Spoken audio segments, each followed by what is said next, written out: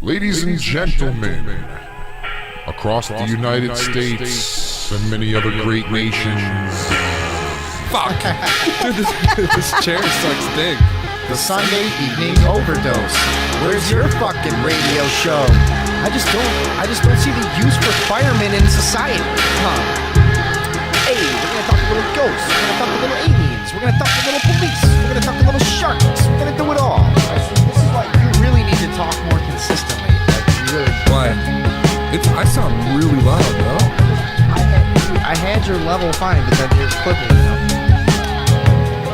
Hey, fact checker! Fact checker!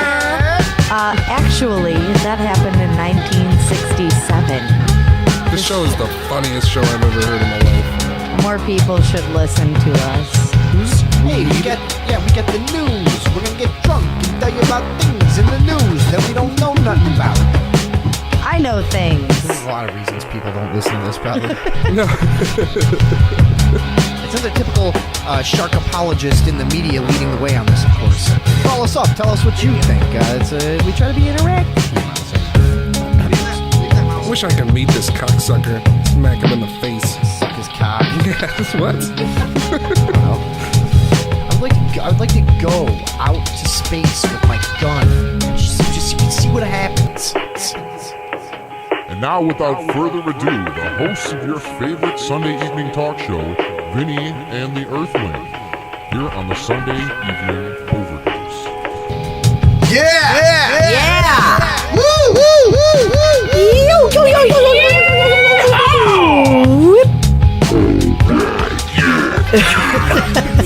Jiminy Christmas! Yeah! Turn into a talk show! Talk show! No! Ladies and gentlemen, thank you for tuning in to the February 15th, 2015 episode of the Sunday Evening Overdose. We appreciate it very much. Overdose. The Earthling's not with us tonight. We killed him. He's dead. That's not true. There's going to be extra chaos pad Woo! to make up for the no co-host. David Box is in studio. Howdy.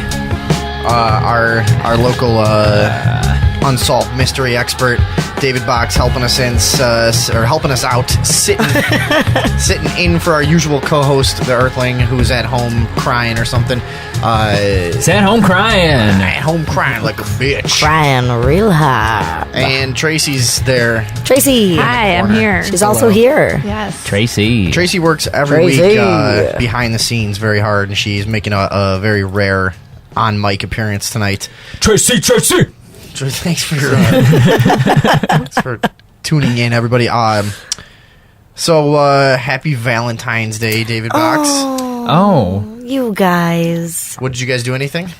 No, I worked until about 1:30. I made no money because everyone's an asshole. Well, why do you make no money on Valentine's Day as a waitress? That seems crazy to me. Yeah, it does seem crazy, doesn't it? Yeah. But it's it's pretty common. People who don't usually eat out decide to eat out, and they don't understand how much things cost. I think I get what you mean there. People And- who don't normally eat out, Wink. might actually. Well, and the other thing too And is, people that don't normally eat out are notoriously bad tippers. yeah, or they don't get I it. think we know what I mean. The other part of it too is I work in an upscale taco restaurant. So people okay. come in and they think they're going to spend $10 a piece, and it's more like $50 a piece. So they get their check that they're Jesus expecting Christ. to be a lot less than it is. So they save their money by not tipping. I got a bunch of real dicks last night. Oh yeah, Yeah. and were they black? Is that A true? large percent. Yeah, that's true. 'Cause I never Those was- stereotypes are stereotypes for a reason. I was never in the front of house in restaurants, and people always said black people don't tip. Yeah, What- neither do Mexicans though. really? Yeah. Is and it neither true? do Eastern Europeans. So it's true for real. Yeah. Wow. Well, and it's not everybody, obviously. Some people know what Right. they're doing, but those stereotypes are there for a reason. so Asians are really good at tipping. They tip like to the penny. What, like an exact percentage? Like exactly 20%? they're exactly good at 15 or math. 20%. Yeah. Typical No, you know Asian. what? Asian tables are the best though, because they always order really efficiently. They might not rack up a ton of money, but they like don't run you around. They do everything like exactly how you want them to do. So even if they don't tip you well, it doesn't matter because you didn't work hard. I imagine they all talk a little too quietly. Yeah, usually if you get a table of Asian people, it's one person that does the talking. No joke. They like Yeah. elect a representative to deal with the waitress. I'm the ambassador of our experience here today. So who's the worst tippers out of everyone? Because I Mexicans. is it really? Yeah. Jesus. Because they tip $5 no matter what. Oh, no shit. No matter what. Wow. Black people will usually go like 10%, Okay. which is about half of what's recommended, in case anybody listening doesn't know. I don't think any But- black people listen to this show. But no, Mexicans tip Change that, tip though. $5. If you're out there though, listen up. Yeah. This is important. Oh no. Sorry. But also European people they don't tip out there, so sometimes they just don't understand if they don't have their American friend with them, or Right. it's just like a concept they don't have. Yeah, Right. they don't do that on purpose. What you need is a viral But video. then You know, you people also always- get people with kids are also not good tippers. People always said that about black people not tipping. And when I delivered pizza, I had like the opposite experience. I had like the biggest tips from black people for some reason. And I wonder if it's because a lot of black people who are like doing better and have a few bucks might be self-conscious about that stereotype, so they Right. tip like twice as much. Because I remember when we were teenagers and we go like hang out at the diner and they would like treat you like shit because they assumed you weren't going to tip. We would like self-consciously tip like 35-40%. Right. Yeah. Because we were like ashamed of our stereotype, Yeah. you know, Right. or whatever. So now it's the black guilt that makes them tip really well. Yeah, I guess. No, I did. I used to get really nice tips from black guys that would I believe it. order pizzas and stuff and tip you like $30 on a $70 order or something. You know, Right. like that would happen routinely. But Now tell all your friends. but you're saying restaurants not so much, huh? No, and before this place, I worked at a barbecue place where about 90% of our clientele was not white, which meant about 90% we're not going to give you the proper tip. Are we allowed to talk about this? I don't know. I said about 90%. Yeah, but is this? That's crazy because I thought you would have a more nuanced like. View No, of this. I've been in it's this just- industry a really long time, and those stereotypes are stereotypes for a reason. There's always exceptions. I never treat a table like they're not going to tip me because they might be the one that will tip me well. Well, because there's always There's always the chance. there's always and exceptions. they're always going to tip you something. But fuck, I mean, I was on my feet for nine hours yesterday. My two final tables, one was a black man who'd left me $4 on an $86 check. And the other was a table of Mexicans who left me $17 on a $200 check, and they had sat in my section for 5 hours. Holy shit! Yeah. Jesus. Yeah, and I paid a ton of attention to them because they were like drinking a lot. And so you want to pay attention to those people because usually they get generous, but instead it went the other way and they didn't realize they were ordering $10 cocktails, I guess. And they Because just when ran the out of check money. came, Yeah. That's what I thought, because you delivered pizza Sure, to people who, well, the difference is they're at their house. they've got all the money they need. When they're That's at their true, yeah. house, also, they probably do a little more drinking and Yeah, get a little more generous. that's true. I think I do with delivery people. What Maybe. about do any like trailer trash people come to your restaurant? No. No, not at all. Because When they did, they would come to the barbecue place and they always tipped pretty well too. The one time I waited tables for any extended period was at a Bob Evans, and like truckers will literally tip you 40 nickels. You know, like it'll be like a stack of nickels on the table. You're like, oh, you dirty piece of fucking garbage. Yeah, my place isn't like that. People rarely even pay with cash. You and your fucking little dirtbag son from Tennessee driving around like over the top With a rat tail. fucking working out in your truck. You guys didn't get that reference, huh? Over the top. Sylvester Oh, Stallone I know movie that one. where I he forgot about that one. The drove arm around in- wrestling Arm wrestling. tournament. trucker Yeah. driving around with his son. That's how they really are. They take their sons on the road with them, have sleazy lifestyles where you stiff, hard-working people in Bob Evans's. Yeah.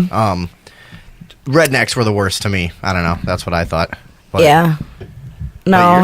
you're saying it's the and it's the Mexicans. Mexicans. Yeah. But And then on top of it all, I was yelling over a DJ who So I can only... That's why you've got Tara Reid voice today. That's why I've got Tara Reid voice. Yeah, I was shouting at the top of my lungs for probably 6 out of those 9 hours I was working last night. And this DJ, P.S., played a mixture of like traditional Latin dance music and then like what you would hear at a white person's wedding in like the late 90s, maybe. So you had some Chumbawamba. It was weird. It was the weirdest mix, and the Macarena. Yeah, and then I had to shout over all of it too. That's fucked up. So that was my Valentine's Day. Do you get any Indian people who try and bargain on the price with you? Anything like you don't see that stereotype? I had a friend that did. I had a friend that did too much acid and mushrooms and shit like that one summer. You know, he went crazy for like 3 or 4 months. He had to be institutionalized and shit. But he was just nuts from like too many hallucinogens and drugs in too short of a time. And he used to go to like Radio Shack and try to bargain and put together. And he used to put together like packages. He'd put together like an armful of stuff, you know, and take it up to the fucking counter. Be like, all right, man, look, we got this and this and this. Like, what do you say, like 85 for everything? And he'd have like money, but he was just a creep because he was nuts. And we used to just take him to stores because it was fucking hilarious, you know.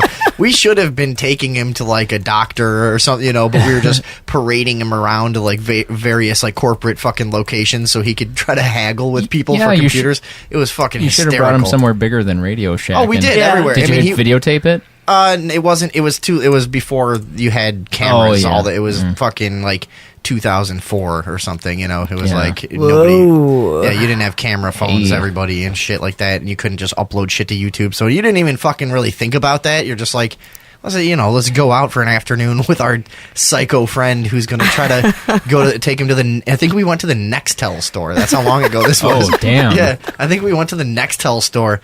And that sounds made up. Yeah, and he was like trying to buy a bunch of phone accessories and package them, and the guy kept going like, and he was looking at me and the other guy that we're with, and he's going like, "What's with your friend? You know, like what?" And we're just like, "Nah, you know, just talk to him."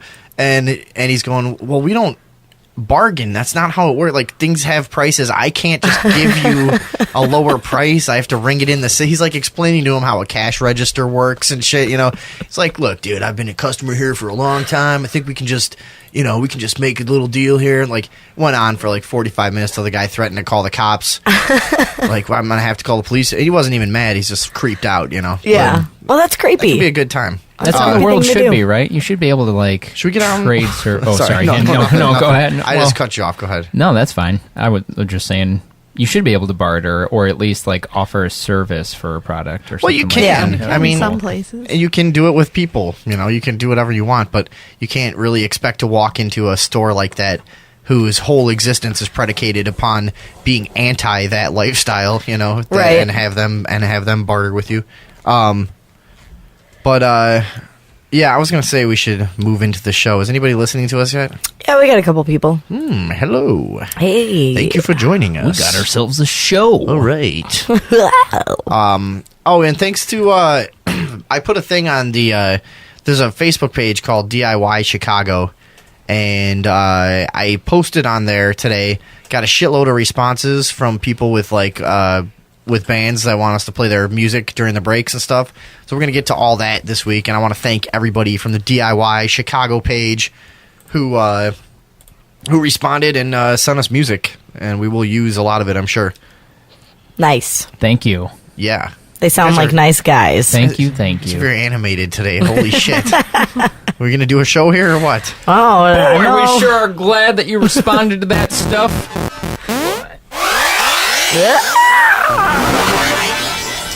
Okay, start the show. Start the show. I think Tracy wants to start our first subject here. Move your thing back there. Sorry. I do. So, I know last week you guys talked about some time traveling things a bit, and this kind of ties into that. Mm-hmm. So, time traveling. We're going to talk about the Mandela Effect. So, basically, this ties into the concept of multiverses, that there are... in case that wasn't clear, it's the Mandela Effect.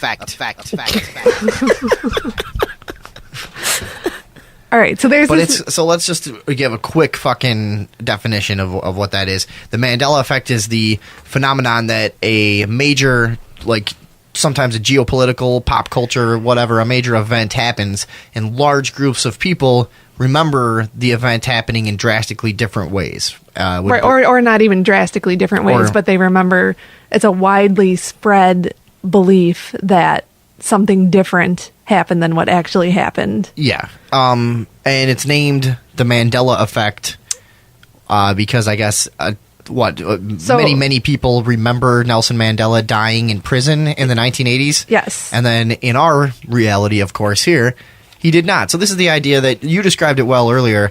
You're saying different dimensions. Just different universes, so that there's all these different concurrent universes going on right now, and that's called the multiverse, which ties into string theory and Stephen Hawking and a lot of things that I'm not even going to pretend to understand. So there's all these different alternate universes happening at the same time, similar to how when you're listening to the radio, all the other radio stations exist at that time, but you can only tune into one of them at any given point. Some people in their reality, in their timeline, they have jumped to another radio station and they're experiencing a new reality. But they have memories from the other station still. Correct. That's basically what you're saying. Right. Now, That's interesting. so people, contrarians might postulate that this could be people with false memories, or maybe people who just are mistaken, or what, I've experienced it. Somebody suggests something, though. But sometimes, the mind is a funny thing. Somebody could suggest something, hey, don't you remember this way? And you might say, yeah. And you may not, but you may just want to agree. Some part of your subconscious wants to experience an extraordinary phenomenon. And, Yeah. So, it could be explained a lot of different ways, but it's definitely fucking trusting. That's a new. That's what kids. That's how kids say interesting now. Well, you drop interesting. Yeah, that's trusting. What do they and say instead of bro? You drop the G at the end, and you drop the IN at the beginning, and it's just apostrophe TRESTIN apostrophe. That's trusting. Treston. Sounds like a name. It's not though. Treston. It's not a name. Treston. Treston. It's not. It's about to be. No, it's how we say interesting. Now, let's get back to the meat and potatoes here. What do we got? What do you want to present to us today, Miss Tracy? I want to go through a bunch Love of of my examples of this. Love Happy you too, Valentine's Day. sweetheart. You too. Oh no, we just saw a really irritating musical group last night that just kept professing their love to each other over and over constantly. Sorry, but go on. Hold on, wait. Before we start the list, maybe we can give out the phone number. So if anybody out there has any of these group memories, they can call in and tell us about them. Yeah. The phone number, if you want to talk about the Mandela Effect or any other subject tonight, 630-599-RUBS. That's 5827, I believe. 630... 7827. 78? Yes. Sorry, 7827. 630-599-7827. 630-599-RUBS. R-U-B-S. RUBS. All right? Fucking pieces of shit. And we'll be watching it this time, so... All right, here we go. All right, so before we get into some examples, I just wanted to talk about this one woman. Her name is Cynthia Sue Larson, and she believes that you can control this. So if you had a bad experience in the past, if you meditate on it, you can change the past. Because she says time is symmetrical, so you can affect both the past and the future right now. And so her example is that she had a roommate whose cat got hit by a car and died. And then she was like really sad that she hadn't gotten to say goodbye to the cat, etc. So then 3 weeks later, the cat appeared in her yard. And she was like, oh my God, the cat is back. And then her boyfriend or whatever was like, oh, hey, buddy. And she was like, no, he died. Don't you remember? And the guy was like, oh, yeah. But so she says she changed the past and made the cat come back through this alternate reality where he didn't get hit by a car and he was still their cat. All right. So Okay. Did the boyfriend not remember the death? She said he just was like, oh, yeah, and kind of like brushed it off and just carried on. Well, yeah, because it wouldn't make sense. It would be hard to process in that scenario. But well, yeah. So I also there's a subreddit about this called the Mandela Effect, and there's people on there who say they have people that they know that they've gone to their funerals, and now like a few years later they're just there again. So we're not talking about just like a tiny little. This is like thousands of people have contributed to the discussion on this online, I think, over time. And this is something I think it popped up not too long ago, right? This whole discussion. Well, within the last few years, I think people have started like aggregating their experiences online. So there's MandelaEffect.com. They've got their major memories page, and so that's things that a lot of people have shared the same widespread belief. And then she's got a list of them on here, so we're just going to talk through a couple of those. So the first one is that there's a lot of people who remember very clearly learning that there are either 51 or 52 states in the U.S. instead of 50. Mm-hmm. And there's people with these very compelling... Those are called Puerto Ricans. Yeah. Well, and the extras would be Puerto Rico or D.C. or Guam. Yeah, but the Puerto Ricans... Well, Guam. Okay. That was just political joke. But then I also kind Cuba of... becoming a thing? Oh, never mind. A lot of these are just maybe people are idiots, because there's one that definitely, a lot of people think that's spelled with an A, like A-T... Definitely. Whatever, however they spell it. Oh. That's just people who don't read enough. Well, right, but so a lot of You know people... what, though? That's strange that you bring that up, because I know everybody has one of these, but I spelled definitely with an A-T-E.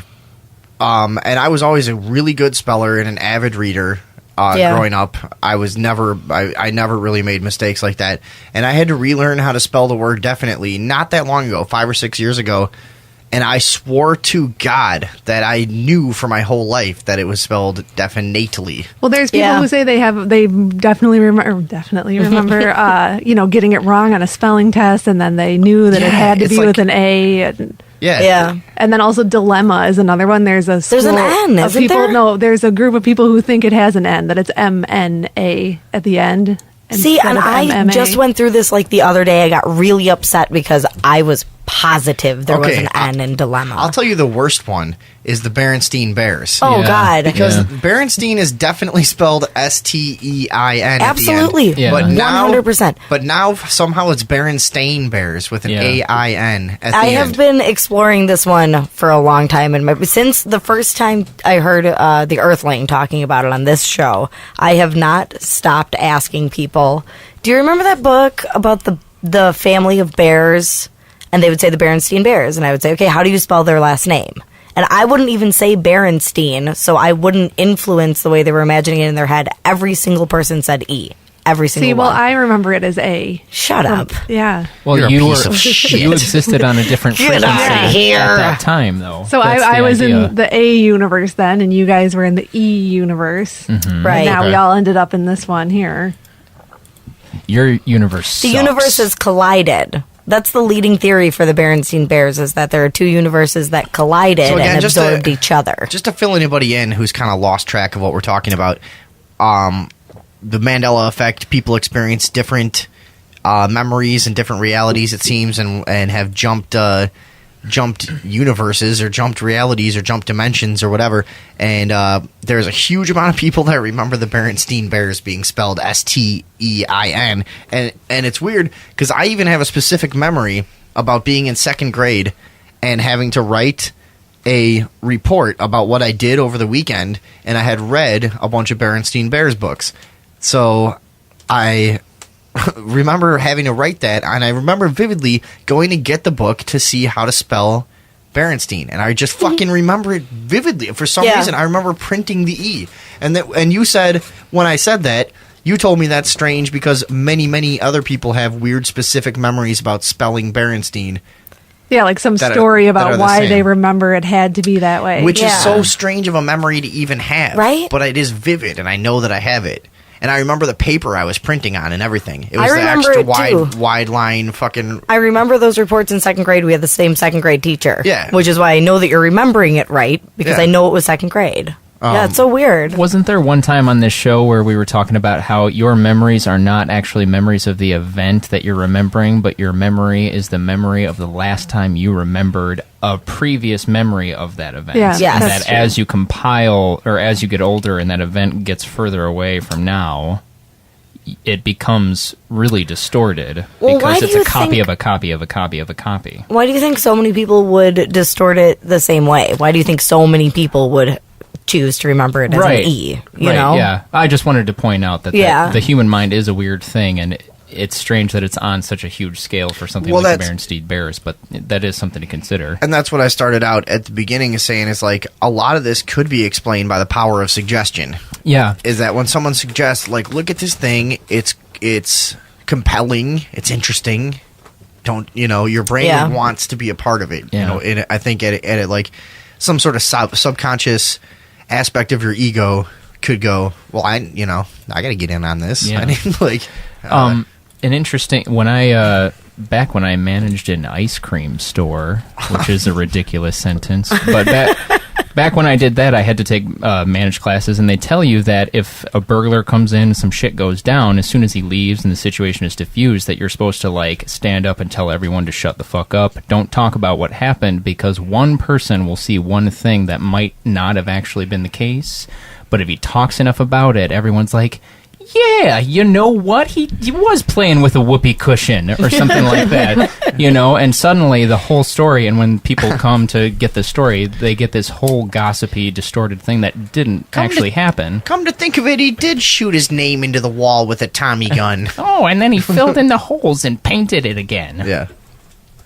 That's a weird thing to train you about. That's interesting though that must have been such a problem in so many cases that it becomes like the average protocol for an ice cream store. Like your memories are so specifically ice cream stores. There's been dude. I've had so many, and everyone probably has disagreements on memories, even with people that you shared an experience with, are really common.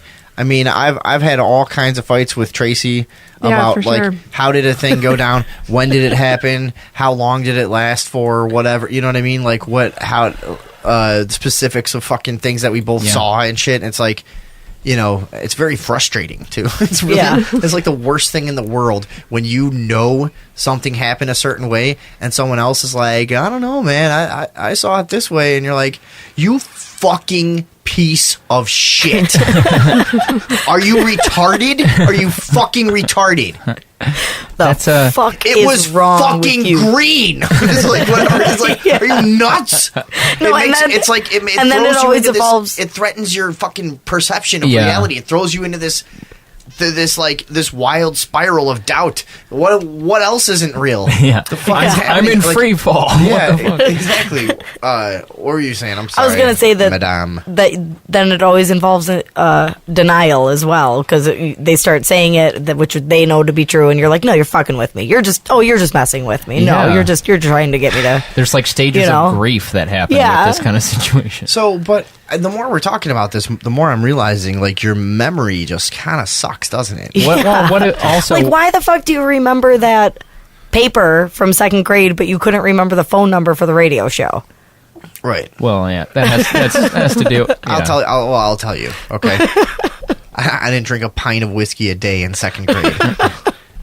Fucking 3 beers at the most. Yeah. But what if these even like a small argument between whoever about a memory? What if that's just the Mandela Effect working on like a micro level? Well, yeah. So the woman I was speaking about earlier with the dead cat, like she said, this happens all the time, and sometimes it's such a slight shift that you don't even realize it's happening. But then sometimes, when you then discuss something, like you're saying, we disagree about something that happened a year ago, it's because since then maybe you and I both slightly shifted. Does that mean that, so you're in an argument with your friend about this memory, is that really the friend that you had when you made the memory, or is it some bizarro fucking jerk version of that guy? And it's like a different universe version. That's why you get so mad. You're like, who the fuck are you? Yeah. What the fuck are you doing here? Yeah, your body goes through a change, and you're like, intruder. Yeah. Something's not right. And then you get real mad. And you're probably fueled by alcohol. You start throwing punches.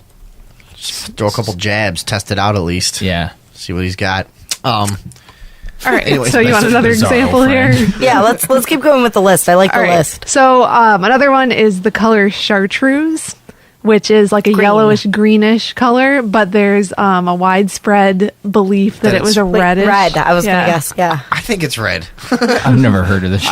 I think it's like burgundy, Yeah. like wine colored. Say it almost, again? like Chartreuse. chartreuse. I see red. I imagine a cool color, chartreuse. Well, It's like a neon green. yeah. It's like a tennis ball color, kind of, right? Like Yes. yellowish green. Yes. Oh fuck yeah! I was just gonna say, man, what color's a tennis ball? Because it's definitely green, right? Yellow. No. Well, it's a no. yellowish green, a chartreuse. No, if they're you will. yellow. Tennis balls are yellow.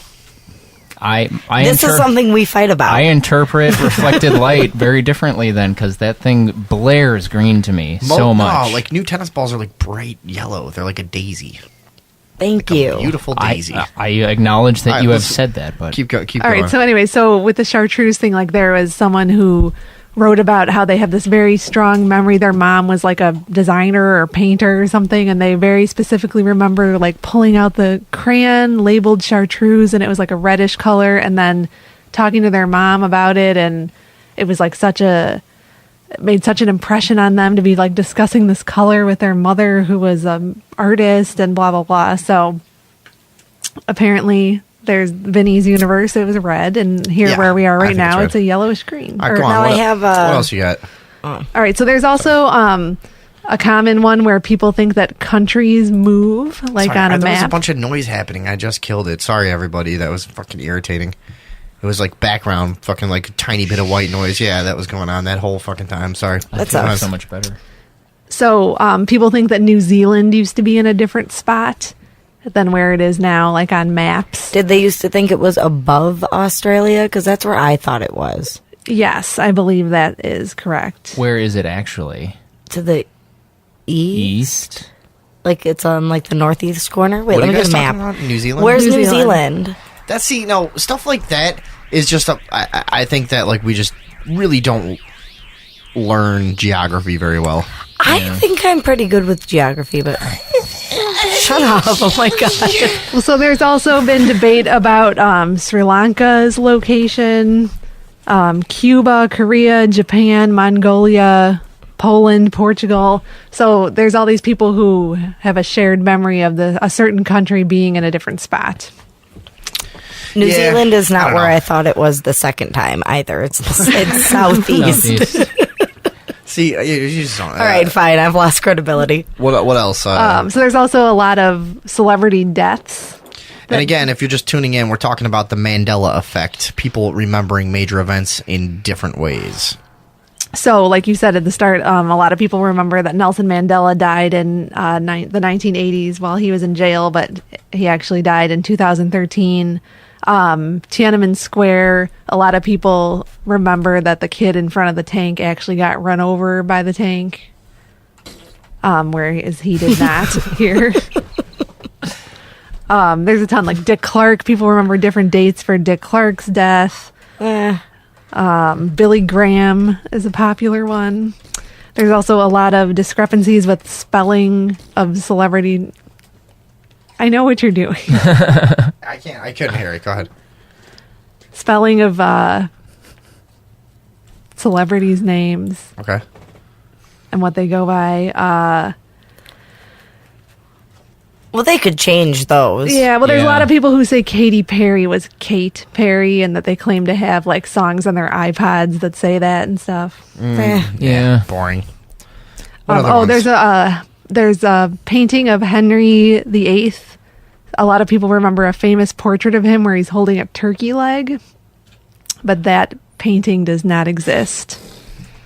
I'm sorry. It's a painting of who? Henry VIII. Okay. Holding And a turkey leg. Yes. Sounds like something he'd do. I know, but Yeah. so that's the thing that sounds like something I could maybe imagine in my head. Yeah. But there's all these people that imagine it the same way, like could draw it out. Then they all draw like the same picture. Oh, that's one of the more compelling ones. Is that this painting doesn't exist, but all these people can draw it Relatively the same way. Are there pictures or anything like that? Yeah, let me try and pull something up. Another common one is that people remember titles of things slightly differently, like Interview with a Vampire versus Interview with the Vampire. But I kind of just think that's people not paying close enough attention. Yeah. It's strange that something that small would create such a debate on the internet, though. Yeah, that's true. Like, do People will we? fight about anything on the internet. Yeah, true, but Dude, like, it's that all just- the that only thing seems- that's strange about it is that it's not about race or religion. Yeah, It's the I guess you're only right. thing weird about a fight on the internet. I'll bet some of the comments are about that. No, yeah, we used to play that game. Like, you go to any YouTube video with over 1 million views, and there will be a passionate, like, political, Race like, war. or race, or, yeah, like, PC fucking, huge fight going on in any comment discussion. So, Okay, well, so back to the Henry VIII, is that a lot of excuse people me. remember a painting of him shown enjoying a hearty meal with something that looked like a turkey leg in one hand and a large opulent goblet in front of him.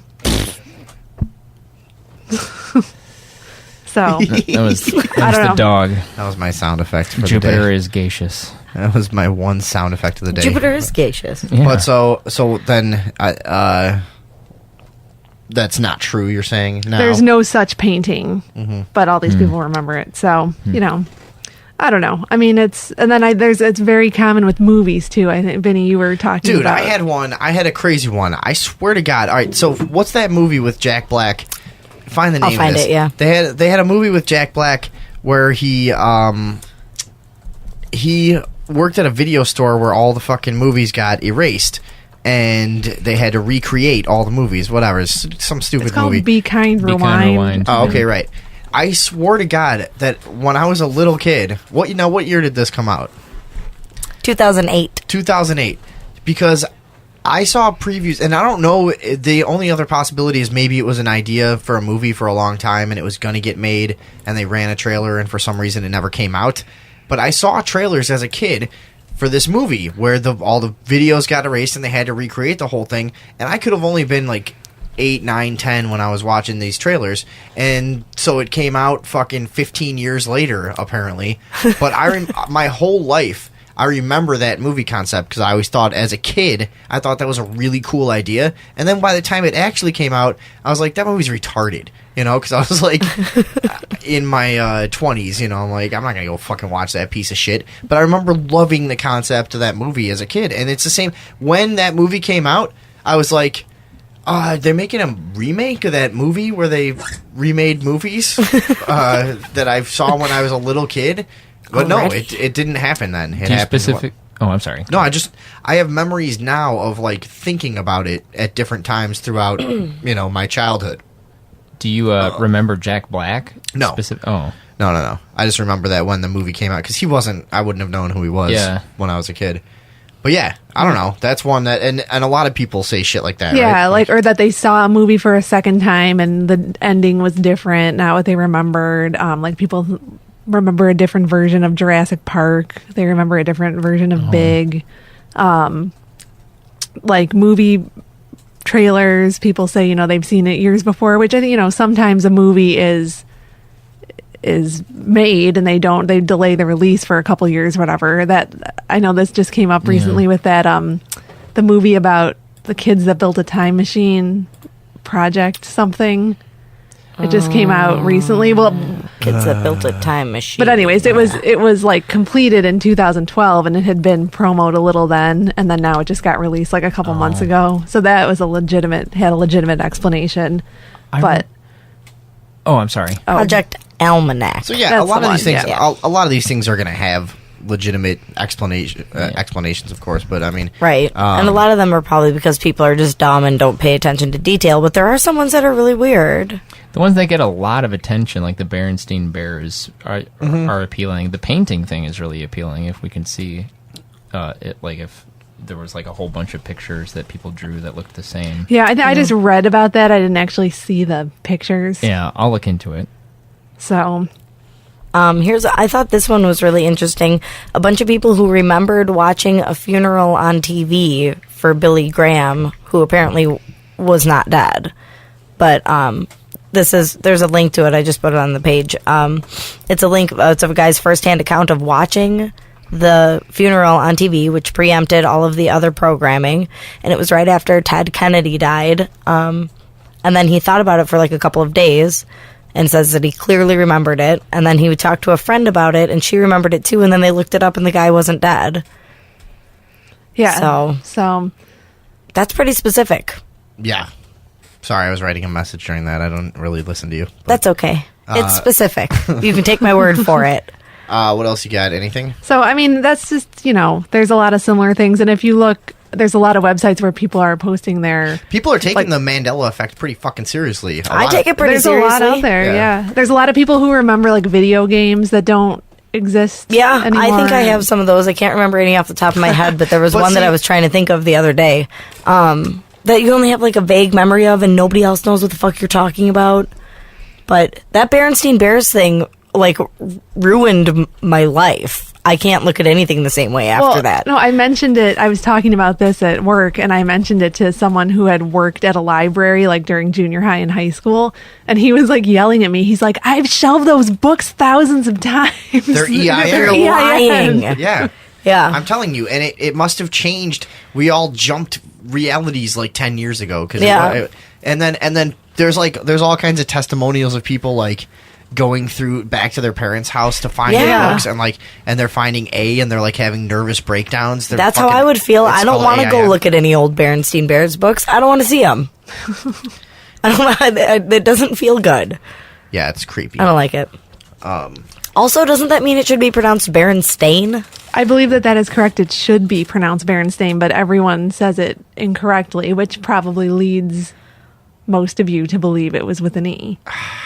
I don't think. Why? How would Most that of you have- people like, who why came would to that- my universe. Yeah, this is our. You came to our universe. And I brought my books with me. Get out. Fucking dimension jumping asshole. So I have something on the Henry VIII thing. Okay. There's a movie called Private Life of Henry VIII. Oh.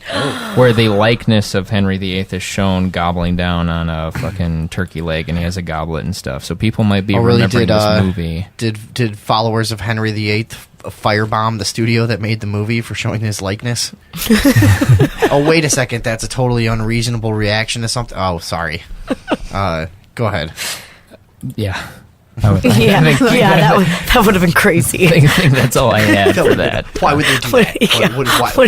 Why would that? I mean, why would that? are you? I can't. Are you even? It almost sounds made up. I mean, Anyways.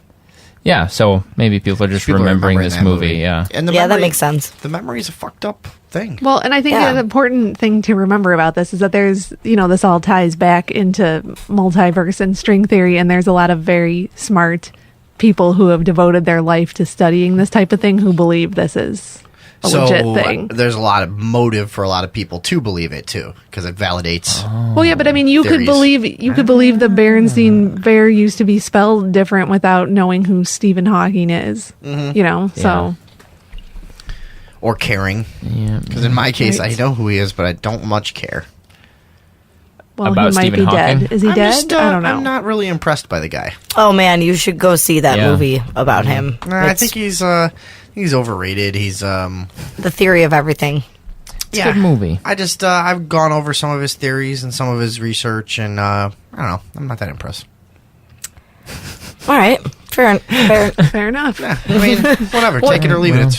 It's one guy's opinion. It's my opinion versus yours. What's your opinion? I just don't think the guy really knows what he's talking about. Mr. Astrophysics. I just don't think he's that thorough. I don't think he really gets it. Didn't You look should- at all the facts. He should really write his work down, We got to move on, or else I'd tell you. I would tell you my whole theory on things. But what do we got? Running out of time, huh? Well, is that about it for the Mandela Effect? Yeah, I mean, there's a ton of interesting reading online about it, just people's individual stories about it and stuff. Okay. I've wasted several hours at my other job looking into this, so it's easy to get sucked into it. Yeah, I know what I'm going to be doing. And it is the This kind of week. thing that you like identify with a lot of them, right? You read and you're like, oh yeah, like I remember that. Like I remember of when that course. guy died or whatever, and then turns out they didn't. Okay, so wait, but what about this woman who claims that you can change the past? Does she offer tips on how to do it at home, or does she Well- just like brag about doing it herself? No, she has. We can post. She's got a YouTube video where she talks about how time is like a fabric and you can move it around, and like I said before, symmetrical. You can influence the past and the future from the present. But she basically just says you need to meditate. So I guess we all need to learn how to meditate What was her name? more efficiently. I've got it. Her It's, name is Cynthia Sue Larson. Cynthia Sue Larson. People want to find out about that bullshit. Yeah, Can I'll we get her post as a that up on the guest? Facebook. I don't know. She hasn't updated her blog since like 2013. So Oh I yeah, don't we know can get her then. what her deal is. She's not doing anything. Probably jump to another dimension. Yeah, she's out of here. Maybe, Or yeah. the Pretty government soon- took her out. Pretty soon people will be like, I remember hearing on this talk show about this lady who had a blog named Cynthia Cynthia Sue Larson. Cynthia Sue Larson. And I swear to God, now she fucking doesn't exist. There's no record of her. They said the blog stopped, but here it is, still going. And all right. No, you're just remembering that wrong. Yeah. This episode recording is going to get corrupted, and there will be no record of this conversation. It was some weird show where first they talk shit about Mexicans for 20 minutes, and then they went into like theories of alternate Hey, realities. I was not talking shit about Mexicans. I was talking shit about bad tippers. like Who Mexicans. happen to be Well, Mexican. there is a distinction. I said a number of times that not all Mexicans are bad tippers. All right, whatever. We always talk shit about Mexicans. We kid Mexicans. We kid. We kid. Although we do think you have some major problems with your fucked up country. Hey, but white people, we But got our problems too. Nah, we got it going on. No problems here, No, bub. we always have to talk about. I don't want to get into it, but there's a lot of white Mexicans too. You know? Yeah. It's people who live in Mexico. That's Right. the deal. Not everybody's a Native American. All right. Anyways, you guys ready? Yeah. Yeah, We're so ready. So ready for some big shark news. Sharks. By the way, I only have one shark article here. And it covers Yeah, it's- both events. Okay. Both events in one article. All right, shark news. As Shark always, we're covering news. we haven't had any shark news in a while. What do we got? A Ooh, surfer it's good killed. this week. Surfer killed after shark bites off. Oh, surfer killed after a shark bites off his legs in Australia. A man was killed Monday after a shark tore off his legs while he was surfing off Australia's east coast, not far from the area where another surfer was mauled by a shark a day earlier. The 41-year-old Japanese national was sitting on his board waiting for a wave when the shark came up behind him and grabbed the back of the board and the man's legs in his mouth. David Wright, mayor of the New South Wales town Ballina, where the attack occurred, gave this report. The man's friends, who had been surfing alongside him, rushed to the shore, where they tried to stop the bleeding with tourniquets and perform CPR. They It's always failed. Australia, man. They're the king. Yeah. They're the kings of shark attacks. So the guy's fucking dead. Yeah, he got both of his legs bitten off. What kind of shark? 7 to 10 foot, 2 to 3 meter. Not sure about the species, I guess, huh? No, it doesn't say. I imagine it's a great white. They're mostly great white attacks Yeah. around there. So that was the fatality out in Byron Bay. 50-year-old, or no, where was it? Yeah, Byron Bay. 41-year-old 41-year-old, whatever. Japanese national, And it's, unnamed. the mayor was interviewed, and he said, it's just an accident. Well, now his town looks shitty. Sharks are eating people. Yeah, Well, that's why 2 you days don't in a sit row. on your board out there with your, like, fins hanging off like a seal. that wasn't an accident. You'd like, I mean, but I like how it's just an accident. No, it really wasn't. A shark swam up and bit someone fucking in half. I'm pretty sure he did it on purpose. Yeah, I'm not Well, sure that.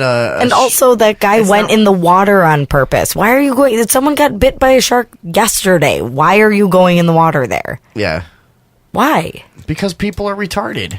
You should never go in any ocean ever. We've talked about it on the show Just many don't go in times. any water at all. Never. There could be sharks in. Yeah, there's in your sharks pool. in the dude. There's sharks in the Great Lakes. If you don't believe me, fucking look it up for yourself. They're out there. Well, and the guy who got bit and survived, his quote was, "I should have stayed in bed." So even he acknowledges Yeah, you're that one goddamn should right. not go into the water. So what was the guy that survived? 35-year-old surfer Jabez Reitman. This is the first guy. Yeah. So he was bit on Sunday, and then the second guy was killed on Monday. Thought it was a dolphin until It I wasn't. started feeling and realized it was pretty significant lacerations. What? How do you mistake a shark for a dolphin? Especially while it's biting you. Yeah, because I would assume This dolphin's so aggressive. Damn. I'm just gonna give him a chance to calm down and get to know me. Maybe he'll just take a few chunks out and be on his way. When I'm in the, I'm so fucking terrified when I'm in the ocean. Everything is a shark. Yeah. Anything that touches me is a shark. Yeah. Including my friends who know that and touch me with their feet from like 2 feet away, you Nice. know, all like stealthy under the water, and Yeah. I fucking jump like a little piece of shit girl, scream. That is how I am in the ocean. So I would never assume anything was a dolphin. Everything would be a shark. For me, they're giant squid, colossal squid. Yeah, Everything that touches you is a colossal squid. in the ocean, everything that touches me or looks at me. I kind of don't care what I think it is. No matter what it is, it grosses me out if it's underwater and it's touching me. I Ugh, agree. the ocean is the worst. Yeah. Who wants to go in there? I don't. It's fucking gross. No. And then you smell like shit. all Yeah. day. It's awkward. There's always you can't do You always anything there. get salt water in your mouth. Yeah. And then Dead that. people are in there. There's Yeah. like so many dead Oh, things. I know. I once swam in a very, very dirty lake in Indiana that was who so hasn't? dirty that the fish all just like kept bumping into you because they like couldn't see where they were going. It was horrible. That's devastating. And I do not wanna it go was to so that. hot out that was like preferable to being outside. I was like, well, I guess I'll stand in this lake now.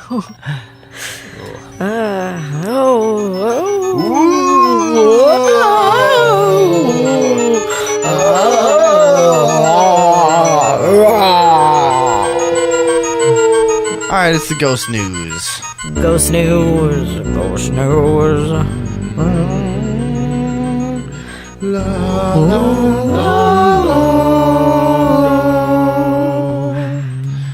Somebody wants to join the old conversation here. I hope I haven't been missing too many calls because I'm trying to fucking wear a lot of hats on the show tonight. I'm missing my Kiz Nose host. Hold on. Hello? Hello? Yes? This is a first-time caller, long-time hater.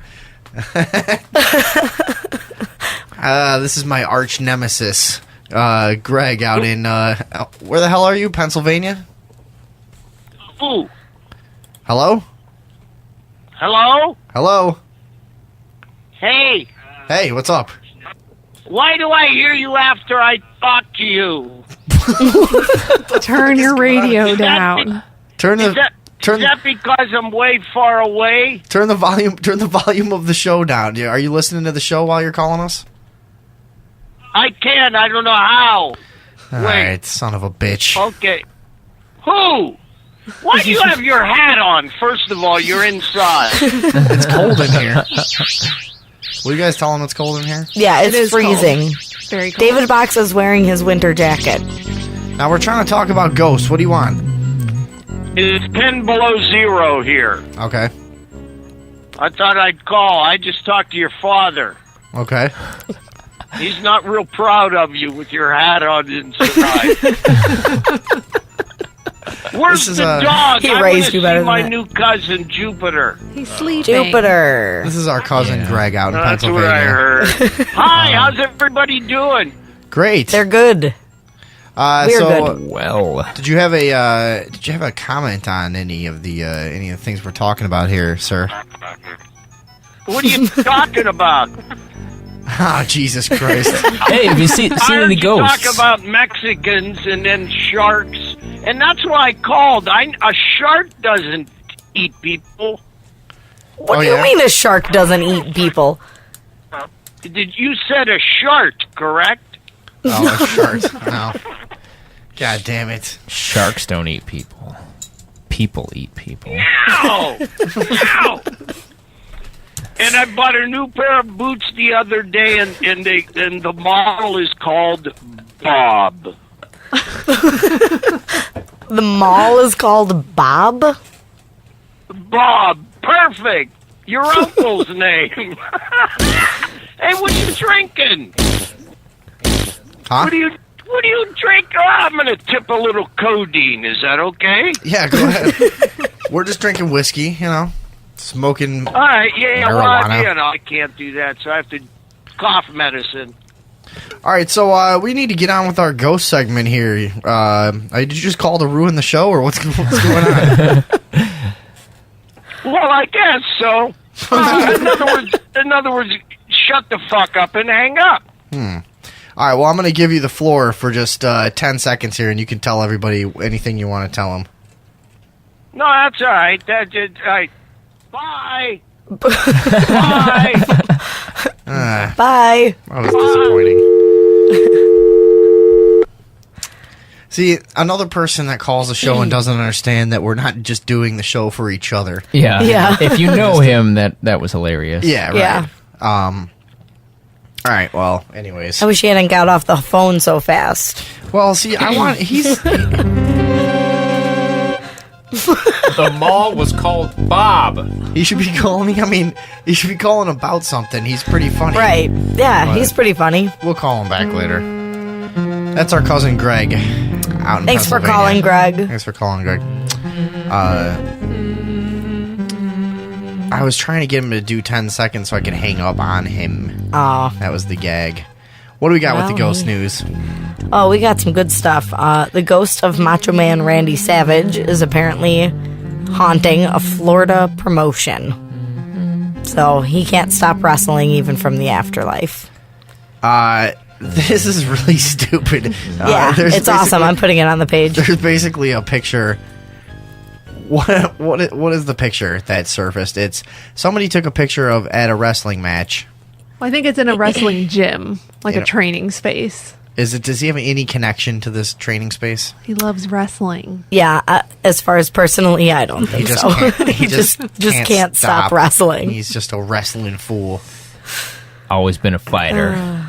I wish I was gonna attempt some hacky fucking Macho Man jokes about coming back from the dead, but I don't think I'll get the voice right. I think it'll be really dumb. Like, yeah, Snap to a Slim been a fighter. I'm crossing over into pirate there. I'd be a fighter.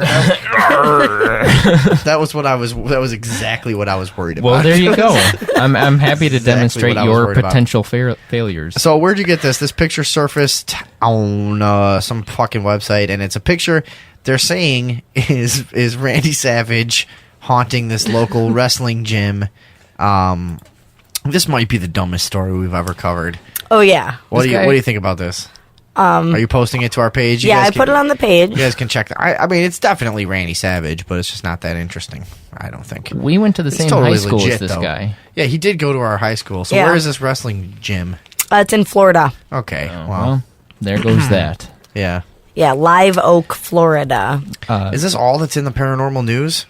No, there's also a. Why would Randy Savage be at a place where people actually wrestle too? Wouldn't he be?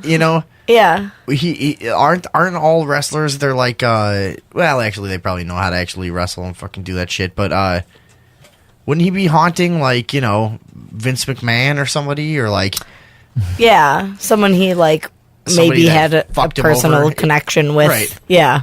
That's why I wouldn't just haunt a group of random people. But maybe he's just encouraging other wrestlers, other amateur wrestlers to make it to the big league like he did. Yeah. Follow your heart, son. Does a ghost choose where it haunts? Yeah. I think so. Yeah, I don't know that. I'm sorry. I don't. Are we sure though? Because It's probably not a black and white rule. No. Yeah. I think there's a black and white rule. I think that if you're going to Well, haunt somebody, right. you get to say, I'm going to haunt this person. No. There's a black and white rule in that they don't let black and white people haunt the same locations because it's just a lot of It's ghosts wrong, yeah. are from a time when they didn't get along as well. So that's the black and white rule with ghosts.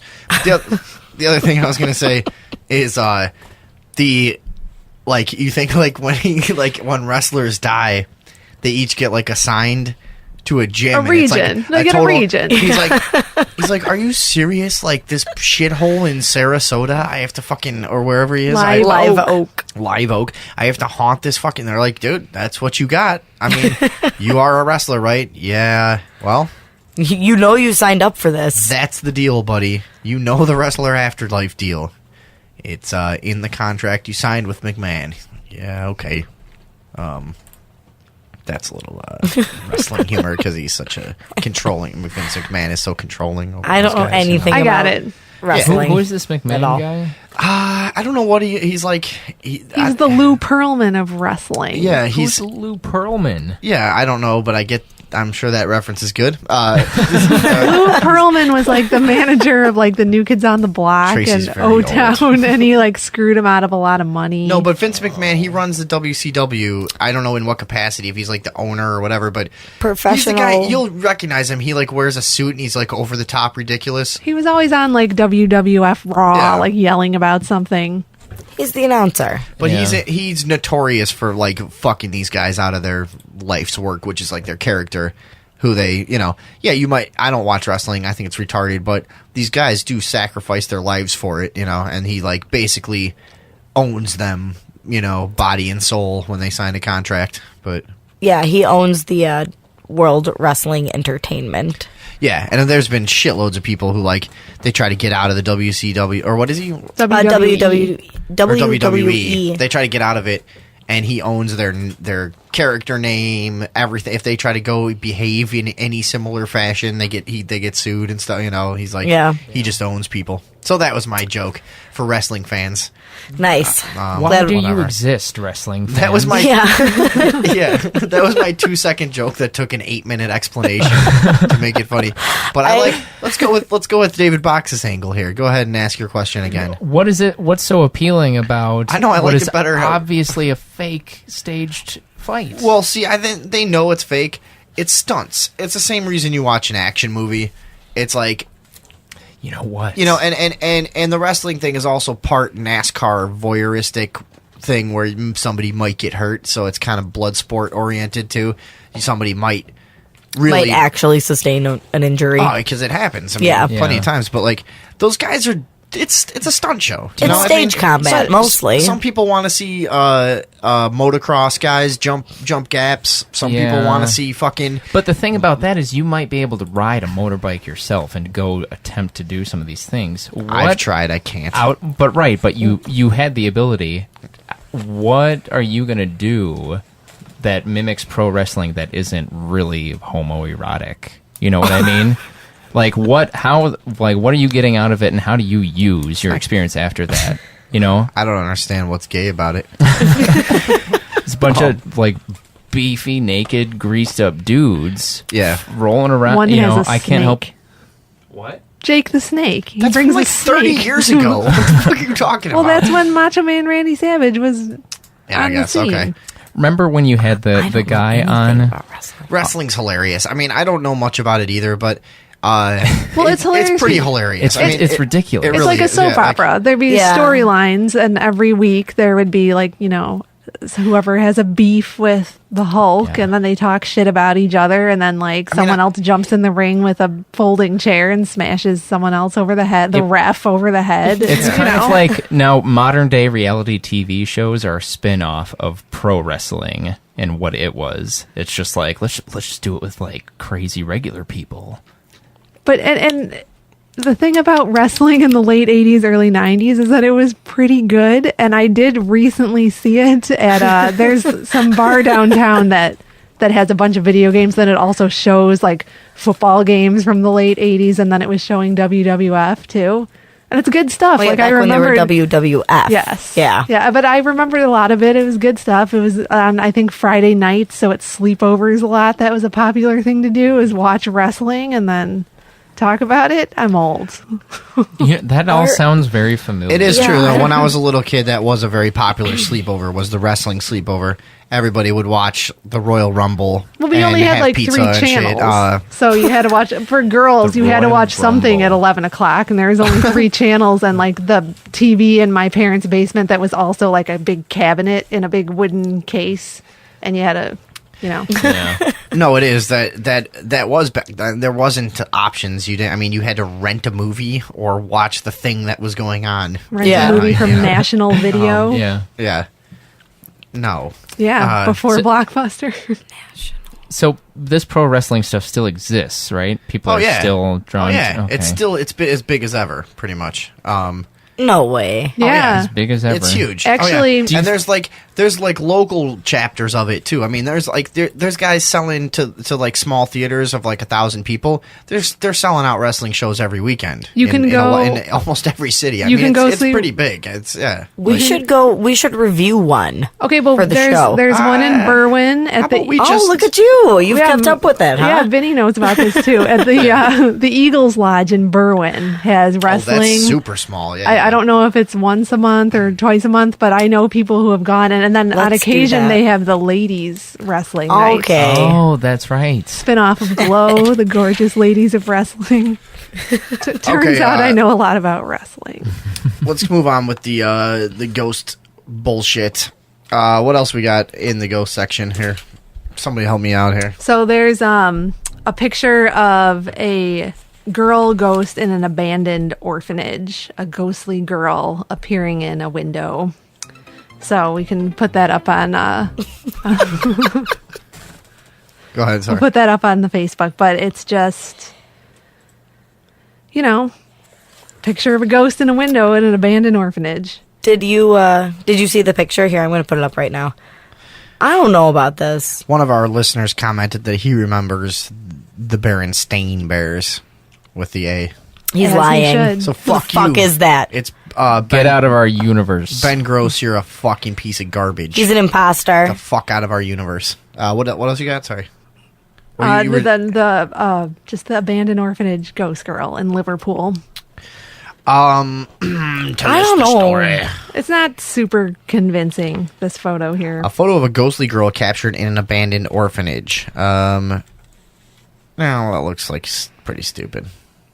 I'm putting it on the page anyway. Put it You on the guys can page. tell us I don't what know. you think. We never believe any of the ghost photos. No, but, because so many of them are so shitty. So many of them are stupid. But we do, for those of you who are new to the show, we do have a paranormal inclination on the show, and we do. Oh, speaking of which, before we get finish up with the ghost shit, Amy, the ghost box chick. Yes. Remember her? We Yes. interviewed her long ago. You weren't on the show yet, actually. No. She messaged me during the show, and she's going to come on next week to talk about some of her. She's a paranormal investigator. For those of you who don't know, she's on Facebook. You can find her, Amy Ghostbox Chick or something. We'll try to post her I'll page or find something. her. But she's going to come back on the show next week, and I guess she's had some pretty cool paranormal investigations lately. She's going to share some of her recent stuff with us. So That's awesome. that'll be next week on the show, and tune in for that bullshit. And we'll also be on Thursday, 7 to 9, with an unplanned kind of crazy show with a bunch of people involved. What else? Is there anything else in ghost news or no? No, that's it for ghosts. What was the picture of the chick? Anybody want to talk about it before we just Talk about it. talk about it before we totally move on? It's just, it looks like a figure in the window. It's not, I don't know. sure. To me, I don't even see a figure. It just Me looks neither. like a yellow light in a window to Yeah. me. Yeah, it's weird. I don't know. I mean, this says that ghost hunters visited the location, claimed to hear voices and see disappearing circles and white mist. But, like, why didn't they take any pictures of that? Because it kept disappearing. It's hard to take a picture of mist. There are cameras that can do it. That's like So that's your whole So- take on that? no. Yeah, that's my take on that. No, there's not. You can take pictures of mist, but if you're not like a super pro photographer, it's going to be really, and you don't have the right camera to do it. You're not going to get it quickly before it vanishes. Okay. Yeah, I always forget. David Box is a good guy to have around. He's got a good a professional experience in some video and photography. He can always lend us a hand with that. We should remember that with him. We had a couple things over the past couple weeks. I wish we would have fucking remembered that, actually. Yeah. Fuck. But Fuck. Shit. Well, maybe if you meditate on it, you can change the past and have him weigh in on it. Mandela. a number one Mandela. Mandela.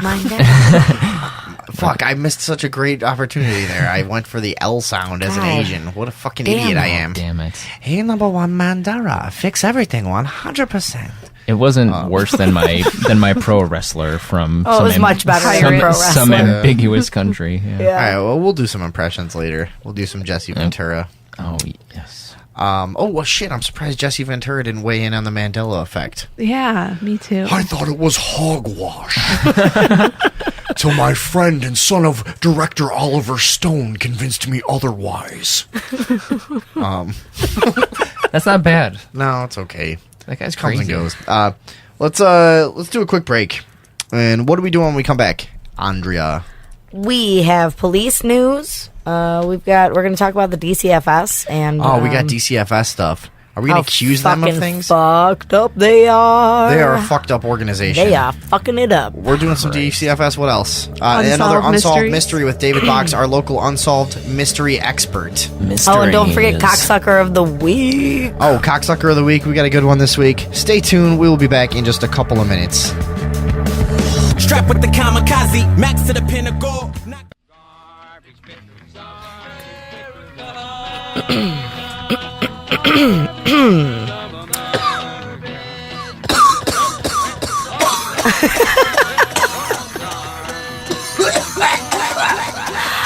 I like that.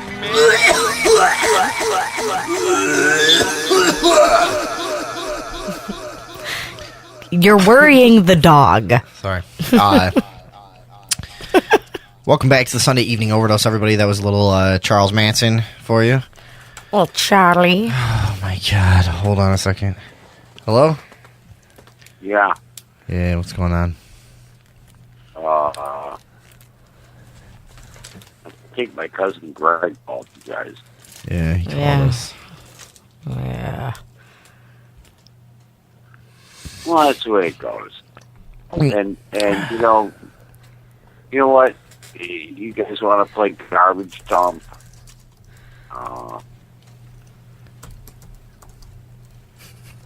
I think there should be some.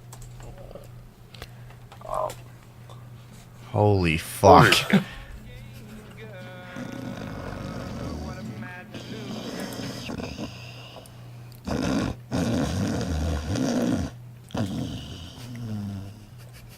you have something to say or what? Jesus Christ.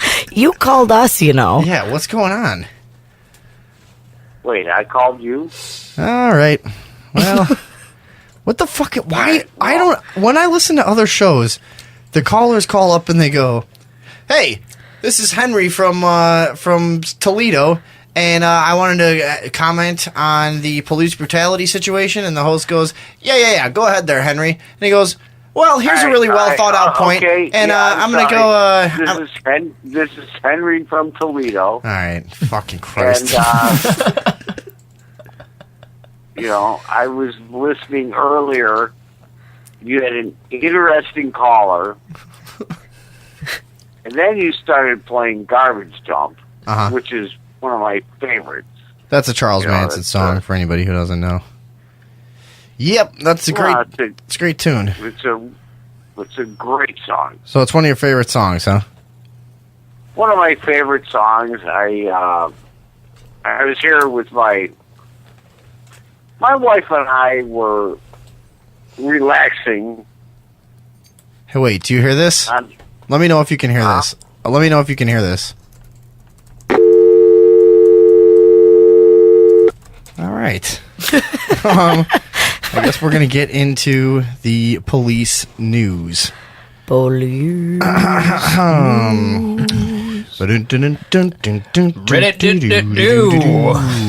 What is with everybody tonight? If you call the show, Jesus Christ, could you have something to fucking say?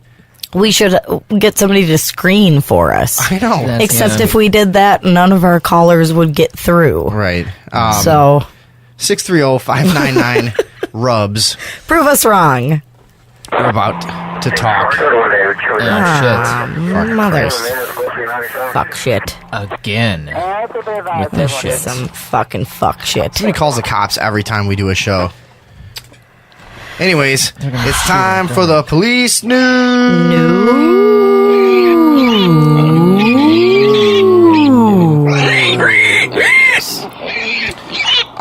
What do we got in police news tonight? We got some good stuff.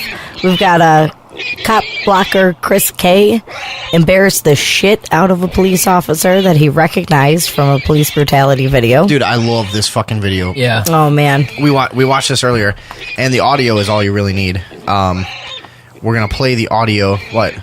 Well, don't we have it set up to do videos on the... Yeah, the cop's reaction is priceless.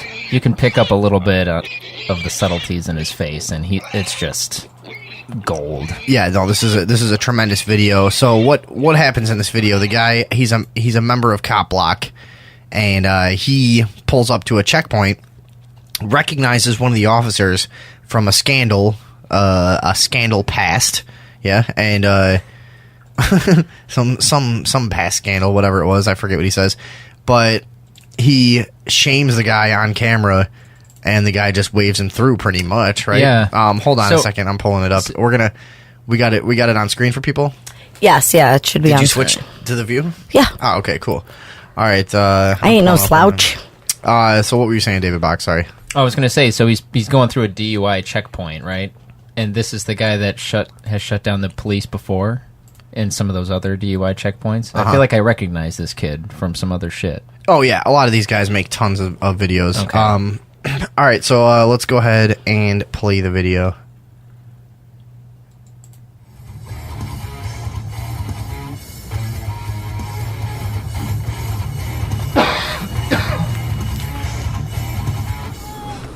This guy rules. Hey, Candace, you need to go on down. She said cop block. Oh, she recognized him. He probably has a bumper sticker or something. Yeah.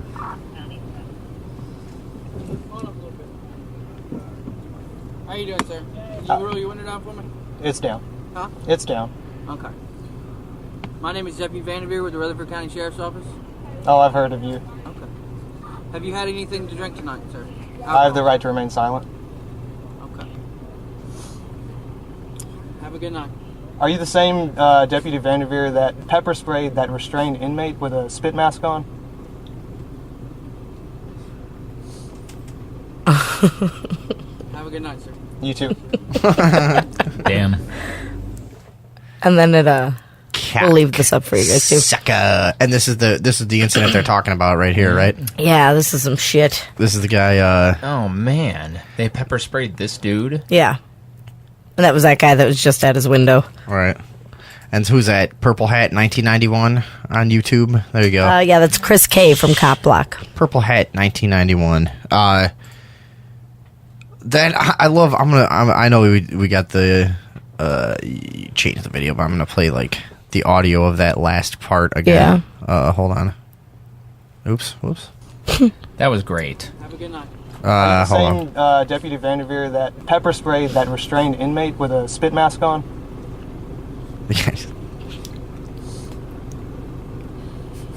Have a good night, sir. You too. Damn. The long pause is the best. The guy's like, "What the fuck am I gonna? I want to kill this guy so bad." Yeah. But that was that look. He was looking around like, "Can I fuck this guy up somehow?" Like, what can I do? No. Jesus Christ. That's awesome. Shame. Man, it's awesome. He probably never thought anyone would like say that out loud to him, you know? Well, that's the kind of people that become cops. They're right, fucking, exactly. It's we've talked about it a million times on the show. A bully is always completely dumbfounded when someone stands up to him. That's how a bully acts. And cops are fucking bully gang member pieces of shit thugs. Yes, every single last one of them. Fuck off. There's no such thing as a good cop. We're not going to do it every show. Somebody always has to. No, my dad doesn't do that. Yeah, shut up. He pulls people over. Yes, he does. Through the threat of violence to enforce petty fucking code violations. He's a thug for the state and a fucking piece of garbage. Anyways, I just need to put that out there for the new listeners this week because I think we have some. That is how we feel. I don't want to be not harsh enough on the fucking, the police. All right, so what do we got? We didn't. Should I step in? Was that good? Yeah. Am I doing okay? Is there more shit in police news? No, I was just trying to remember because we're not going to. We cut a bunch of stories, sorry, and I was like trying to set up stories that we're not actually going to do. So we got this video. No, it's not a video. We got the fucking the robot cops. Yeah, you so go ahead. Why don't you Jesus Christ, sorry. Are you having one of those mini strokes? Dude, I just had no. That was not. There's nothing mini about that. Go ahead. All right. So the good news is that pretty soon there won't be any human cops anymore because they'll just be manufactured robots. Let's see. By robot cops.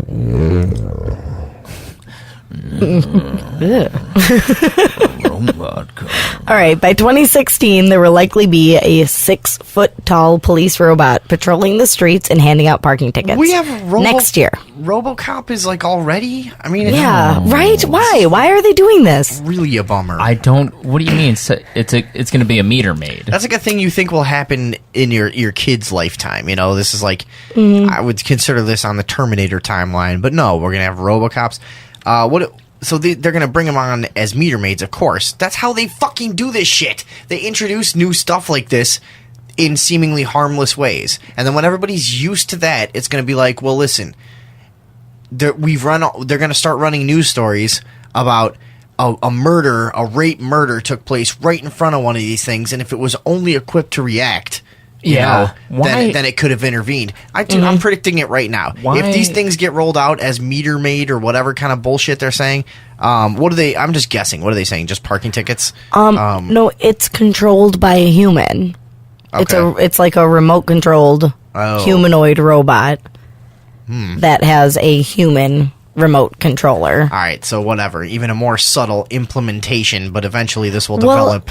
And it doesn't eliminate any because it's not as though human error because a human is still controlling it. Yeah. So right. It just why? Because the public is getting so sick of government largesse, and the justification of their fucking existence everywhere. And did you see it? Yeah, it's crazy. It's scary. Why do they have to make it look so scary? It looks like Jason. It has like a hockey mask. Why does it look so shitty? It's like also it kind of looks shitty. Hold on, I'm putting this up on the page. Screw up some tin and give it a little head thing, and there you go. It looks like the Tin Man from The Wizard of Oz. They could have made can't be real. Is this real?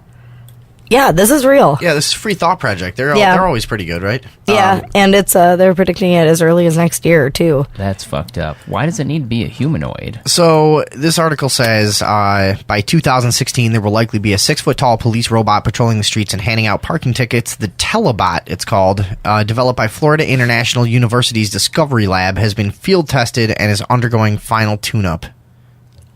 Question. Why does it need to be a humanoid, and have arms and legs if all it's doing is, it's like, let's start out with it being a humanoid. That's what I'm saying. They're trying to appealing. They're trying to normalize the idea, though. Yeah. But if it's already a humanoid, it's a short step from being able to use force to do what it needs to do. There you go. If it starts out as a little Furby or one-wheeled robot thing that just dispenses a ticket. That's a brilliant point because if they started it out as that, as a little R2-D2, at some point they'd have to justify giving it arms. Yeah. But if they started out with arms, then nobody questions it when it goes further and further. Yeah. So because that's just how it is. Now there's a person controlling it. Okay, so, well, like I said, when this stuff becomes autonomous, which it certainly will at some point, and I'm sure the technology already exists to fucking do that, honestly. Yeah. I mean, the VR, what do you call it, AI technology, they always say that it's a good 30 years ahead of what consumers can purchase, so, I mean, we're talking about, in wherever secret labs that they're developing super advanced fucking AI somewhere, which is happening, has to be happening. But even beyond that, they've got stuff that can do way beyond writing parking tickets. So the fact that a human is controlling it is just part of the subtle implementation to me. Yeah. What do you think? Yeah. It has a swiveling head and dexterous fingers. You fucking creeps. Yeah. Like it needs to play guitar. Right. It needs to do that thing when people complain. It needs to make that motion about the world's smallest violin. Yeah. Playing, Playing the world's saddest song. Right. That's why they need to make that. It can't really choke finger someone motion. to death without, hands. Well, that's Yeah, the thing, clamps dude. won't do it. Yeah. This is the thing. This is tied to some other fucking project. Yeah. Guaranteed. Definitely. Guaranteed. Can you write this down for next week? Yeah. Let's look Fuck into this. Let's look into Florida International. No, because now we're getting into Terminator territory. Yeah. This is Skynet. It's happening. RoboCop's on the streets. Once they go autonomous, and once the machines gain full awareness, once they gain self-awareness, we can't stop. And then we built the fucking army for them. Uh-huh. I'm not kidding either. Do you know who recently made a prediction about this very thing that you're talking about? What? Dr. Stephen Hawking. Did he really? He sure did. I told you he was way behind me. I've been saying this for years. No, I mean, I'm not kidding. You can see, I mean, if you just see the way things are going, just look with your soul. Look, really. Yeah. Feel the way Look- things are going. and look at this that is thing. not good. There This are is way really more not good. inviting Can you show people on, robots on the, than this thing. Can you show people on the Ustream this picture, please? Yes. That is fucked up. Pull up that picture and show people. We'll get that up for a second, or in a second for you. Justification for this is couched in appeals to sympathy. I'm going to go on in this article to help disabled officers and veterans get back on the job. That's that's the PR campaign on this. Let's help disabled veterans. How about first of all? Oh God! I mean, is anyone in the government really gonna talk about helping disabled veterans? Yeah, the fucking atrocities that fucking happen to ridiculous. soldiers that get injured and don't receive their benefits and have their pensions fucking stolen. I mean, How many it's fucking homeless veterans that can't get any assistance? including from me. Yeah. Walk right past them. It is. no. Yeah, no, you're right. Fuck that. That's bullshit. Yeah. Unless they start grabbing homeless veterans off the street and giving them a video game controller for this thing. But even then, do you want someone with PTSD who plays Call of Duty and kills a bunch of people in that game to relieve their stresses to be put behind a controller of something that's actually out there? Of something that you're detached from. Yeah. There's been plenty of studies that have shown people who are controlling things remotely will be much less compassionate, even if they think, because they'll do studies where people think what they're doing is really going to hurt the person, and they have control over a person in a chair or whatever, and there's plenty of studies to back this up, that people, when they're removed from a situation and they're controlling it remotely, will just show much less compassion, and much less patience for anything. Beyond that, when there's the authority figure there, remember the classic psychology thing where the person thinks that they're giving an electric shock to someone in a different room, and the doctor That's in the the kind room of with stuff them. I'm talking about. Yeah. And beyond that, these guys are staring at a TV screen. And what do we know about TVs? Well, a lot. What do you want to know? I'm talking about the alpha waves. The and alpha waves. So shutting your brain down. So while you're doing it, for people who are a little behind on that, your brain switching into alpha wave patterns makes you really susceptible to suggestion, and it makes you almost incapable of critical thought in the normal way that you would do it when you're in your beta wave state. And this is caused by the flicker rates of your average television, which flicker at a rate that affects your brainwave pattern. Yes. There you go. That's a basic catch you up on that one. So now that you're all caught up, go ahead. Hypnotized veterans with PTSD who play video games and kill fake people in that switch over to this thing where they're parked in front of a TV that makes them susceptible to mind control. Right. And they're operating a robot that has the capacity to do many things that it doesn't need to do to just administer tickets. Sure, right. Yes, exactly. And that's fucked up. Like I'm saying, I'm going to predict it right now. The officer's hands were tied because he knew he would lose his job if he used his robot to intervene in this heinous crime that took place right in front of him. And here's the video. Shocking video. We're going to show it nationwide millions of times over and over in every station. Just this video. You shouldn't be watched. Here it is again.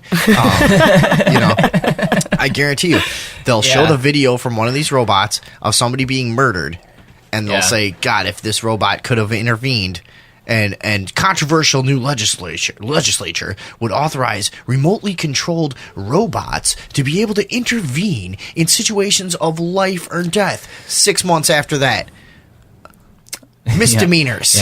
6 months after that, fucking there's robots crawling around the side of your apartment building looking in your window. Here's a new bill to give the robot cops chainsaws for hands. Everyone in favor say aye. It starts 2 hands for choking and then 2 chainsaw arms for chopping. So the new 8-armed cop with I don't know where I'm going with that. But I'm not kidding you. It starts with this, okay?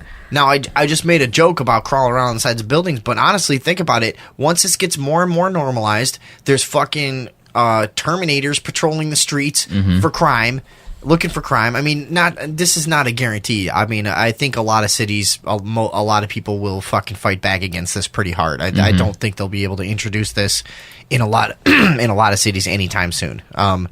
But it's gonna happen when it goes there. You are gonna have shit like, and you're gonna have spies, little robot spies everywhere, looking in windows and shit, and scan. They're scanning to find fucking weed growers and all things like that. And they just implement this stuff slower and slower until you've got the telescreen in your house. I mean, people have seen it. And they connect it for years. People have predicted this for years. We're going the way of 1984 because there's no accountability for the people who produce these fucking robots and the people who use them, the law enforcement. There's just no accountability. It was not a healthy use of this technology. Look at how inhuman it is too. It's the most unfriendly fucking thing to look at. It looks like RoboCop. Yeah, it's horrible. They made it look like that on purpose. Yeah. It looks like Jason. Do you have that up for people? Yeah, right that's now? up on the screen right now. That's what we're talking about. Does it have a little grin? Is that what I'm seeing? I don't know. It has no, it's got like a hockey it's like a hockey mask. Yeah. It's just like a neutral mouth marker. They couldn't have designed a creepier face. No. I mean, that's like a thing I would draw when I was in junior high to be like, oh, here's a scary guy I made up. You know, he's a robot and he murders you. Look how the blood is dripping off the knife in quarter-second intervals. Yeah. This must be a prototype. Evenly all the way to the circular pool on the ground. You know, the blood drip knife that everybody draws when they're a kid. Of course, yeah. But this motherfucking robot, holy fucking Christ. Yeah. It's gotta be no good. There's no way anyone's gonna look at that and say, yeah, I like it. No one's gonna be like, looks good. Come near me, my robot. God! Oh my God! A fully autonomous robot officer is already in the works. The Nightscope K5 does not wield weapons. Ooh, of course not yet. Is everyone retarded? What is going on? A fully autonomous robot officer is already in the works. The Nightscope K5 does not wield weapons, but serves as a total surveillance machine for cops or private clients. Oh, fuck. Oh my God. This is the Nightscope K5. Write that down. Nightscope K5. Write that down with the other thing. We're doing this in depth next week. Nightscope. In fucking depth. If you're listening to the show now, expect a full hour on robotic police next week, right? Yeah. Yes. Plus Amy Jo, paranormal investigators calling in. Earthling's going to have a lot to say. Hopefully the Earthling will be back. Oh my God. And it's also, I don't even have to read this stuff. I said this before I even fucking read it. Yeah. I know the way this is fucking going. They're going to introduce, it doesn't have weapons. It's only available to private clients. Well, I think that your factory, sir, ought to be blown up, sir. Yeah. Private clients, and who are they? And why should we feel safe that they're only available for private clients? Every other privately owned thing serves to fuck humanity in the ass over and over again. Yeah. They're private clients like Blackwater and I was just about to say that. Yeah. Right. private clients. Is Yeah. that supposed to comfort anybody? Any real person?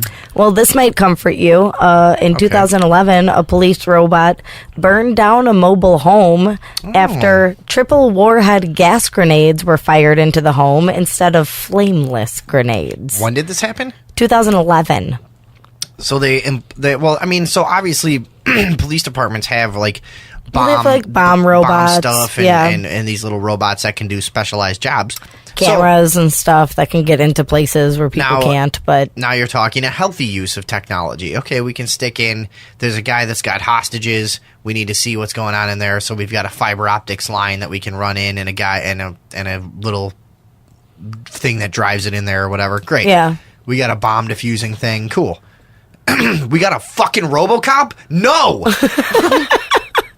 Absolutely the fuck not. you're drawing the line. When the K5 puts, let's see, this, dude, listen to this. The Nightscope K5, it has a facial recognition and scans 1,500 license plates per minute. This is what I'm saying. This stuff is going to be used to ruin our lives even further. Right now, we have a game going on where if you can not really cause a lot of trouble, call attention to yourself, you can generally get away with breaking a lot of these really petty codes that we all fucking break all the fucking time. You can smoke your weed. You can go a month or two without your insurance. You can do all this stuff that normal people fucking do, you know? Right. And laws that everybody fucking breaks. This is going to just completely, I mean, this puts us in, like I said, one step away from telescreens, you know, in a cage. Yeah. Scans 1,500 license plates per minute, captures audio and 360-degree video, tests the air for chemicals, maps its surroundings with 3D radar and laser, and can learn to distinguish suspicious activities from normal activities. Now, I'm not a fear monger or anything, but the walls are closing in around you. Right. We should You're bomb fucked. them. You're fucked. No, but here's the thing. So you could look at, I mean, people would put me, a lot of people would put me in that camp of like a fearmongerer kind of thing. But I just don't, I've seen my whole lifetime, I've seen this police state progress. And I've seen life be more and more surveilled and picked apart by the establishment. And I've seen more, you know, like you said, the walls close in a little bit more and more on everything you're allowed to do.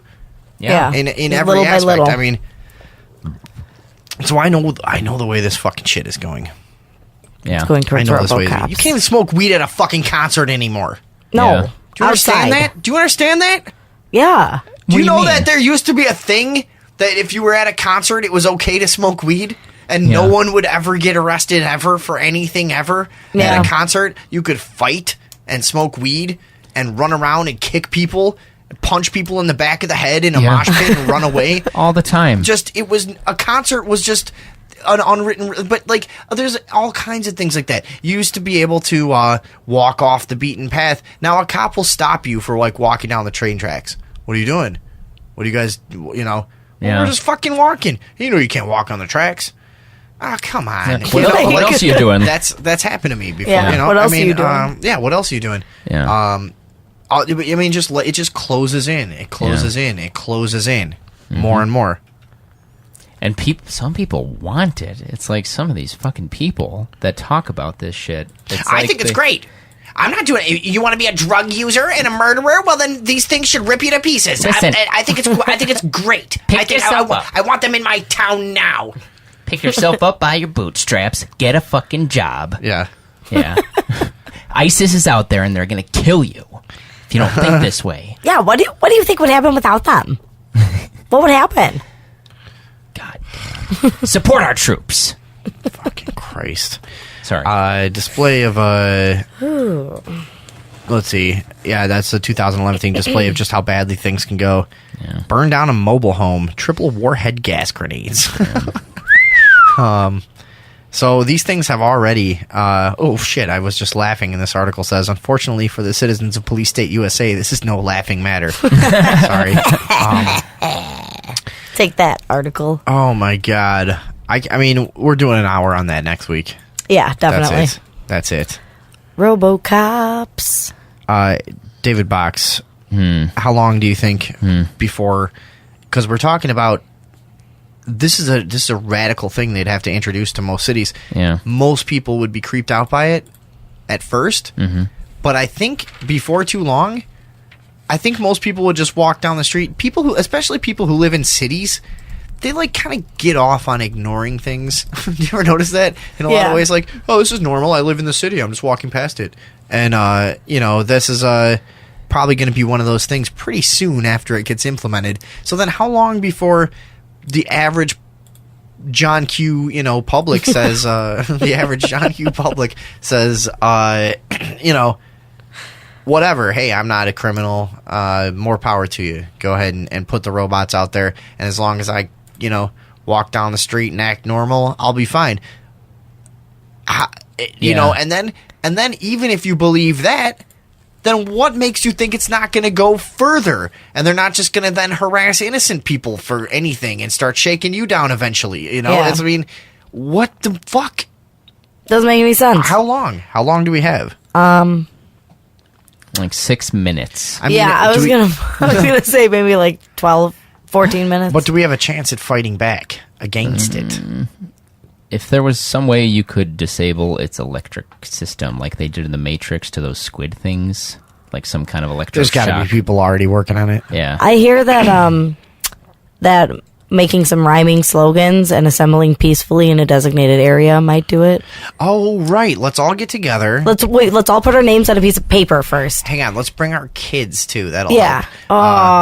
It's always great to have people little will love kids that. around. That's good for government reform. Yeah. And then we'll all set up. We'll make some clever rhyming signs. And we'll all walk around and chant like fucking retards. And we'll never know what hit them. They'll never know what hit them. Yeah.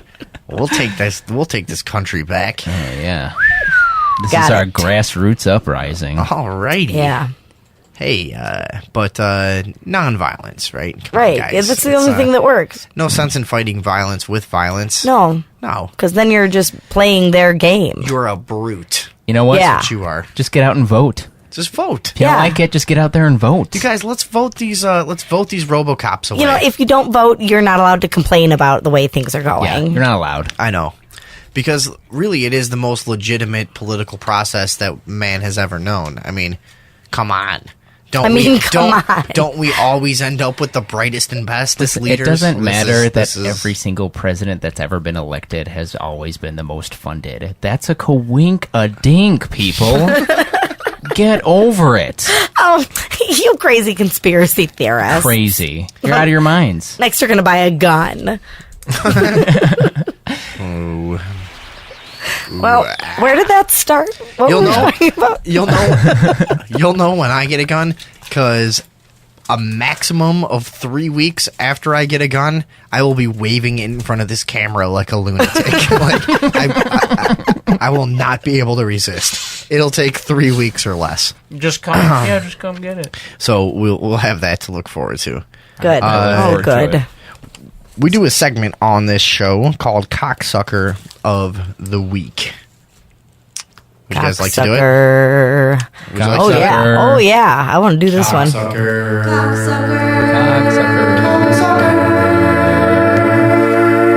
Of the week. Cocksucker of the week. There we go. Why is it still so funny? We've had that for so long. I laugh every time. It's funny every time. Cocksucker of the week is Officer Skylar McClaskey, age 31, and we'll throw his wife in there too. His wife Jody McClaskey, age 34. They have both been arrested on suspicion of child abuse, according to the New Mexico State Police. Now, this guy was a police officer in Albuquerque, a notoriously corrupt police department. Many of the cop block stories come from Albuquerque. They're huge in just shakedowns and just treating citizens horribly. Yeah, to the point where the citizens are getting sick of it too. Yeah. So that's going on everywhere. These people can't keep on the way they're going. I mean, no. The establishment is pushing for a fucking civil war between us and them. Basically, not maybe that's a dramatic way of putting it, but they're pushing for more and more fighting between law enforcement and the public, and they're getting it. Which, fine. I don't know. I mean, at a certain point, it's like, fine, we'll fight, whatever. The establishment is pushing for a fucking civil war between us and them. Basically, not maybe that's a dramatic way of putting it, but they're pushing for more and more fighting between law enforcement and the public, and they're getting it. Which, fine. I don't know. I mean, at a certain point, it's like, fine, we'll fight, whatever. As per protocol, he's on paid administrative leave. Wow, come on. Vacation. There you go. After all, when you get Paid let go, vacation. paid vacation. When you get let go from your job for abusing a child and committing bank fraud, you get paid still, Well, yeah. right? Yeah, and then I go back to work a few weeks later once the heat dies down. It's okay in my book. That's what happens in restaurants. So the guy wrote some fraudulent checks, and tried to cover it up. And he also, what is the child abuse thing? Where does it get into that? They're probably not allowed to say very much about it. They're not releasing any of the details. Right. This fucking cocksucking piece of garbage. Skylar McClaskey, cocksucker of the week. Fuck you, Skylar McClaskey. Look at like his eyes are so dead. He's a typical fucking piece of shit scum pig. Every cop is a fucking piece of garbage. And look at 99% of them have this animal fucking detached look in his eye. Look at his fucking face. He's a disgusting piece of garbage. You can just tell from his fucking eyes. He's got that weird bully fucking detached look, doesn't he? Yeah, he really does. How do you describe that face? He's vacant. You should put this up for people. Yeah. We're going to put this guy's face up. confused. Maybe some of our listeners can help describe this guy's face. But so many cops have this, like... It's like the same thing that a lot of gangsters have. Like, one eye goes one way, and a lot... Like, they are gangsters, so let's not make too much of a discrimination there. But they have this, like... it's just a murderous kind of just, like... He looks kind of flabbergasted. Like dead-eyed, kind of just, like... the 1,000-yard stare almost kind of thing, you know. They're just damaged fucking souls. Just very, very, very, very shitty damaged people. And that's most cops you see. How many times have you had the experience with a cop where your brain goes, okay, I'll use logical reasoning to explain something to him, and he reacts like a complete animal. And you see that look in his eye of you're just like, oh God, this guy's not human, you know. This guy's not. I'm talking to an alien. I'm talking to something else here, right? I'm talking to like a different force. It's a human with a dog brain. We got his picture up there for people. Yeah, it's up there. All right, if you're on Ustream right now, check it out, and help us out. Let us know how you would describe this guy's look. Yuck. Gyros. So that's the cocksucker of the week. I bet he eats a lot of Cheetos. He eats a lot of cum. He looks like the tips of his fingers are probably orange. This guy. Should we do more cum talk on this guy? Oh yeah, I liked the last guy who skated around his kitchen. This guy fills. Wait, here's what this guy does. He fills up his whole throat with cum like a test tube, and then pretends his stomach has a fire in it that's boiling it like a chemical concoction, and he gargles it. Yeah. What else? That was good. What else does he do? He does that. You know those people who drink milk and then shoot it out of their eyes. Oh, he does that. With cum. Yeah, that's awesome. Yeah. No, they put it up their nose and shoot it out their eyes. That's right. He sucks the cum up his nostrils and then shoots it out his eye. And he can do it the other way too. This guy is a major cocksucker. He'll take it in the eye. Yeah. Come on, Andrew. You didn't do one. He builds a miniature volcano out of Play-Doh and then like waits for it to harden really well and throws a coat of shellac on it so that it gets like super duper waterproof. And then he fills that up with cum and then tops it with baking soda and vinegar so that it flows all over his kitchen. Oh yeah. And his mouth probably. Yeah. Well, and then he like does a headstand but like mouth first and like it's real good. He does a headstand with his mouth on it and waits for it to arrive. He does a cum volcano keg stand.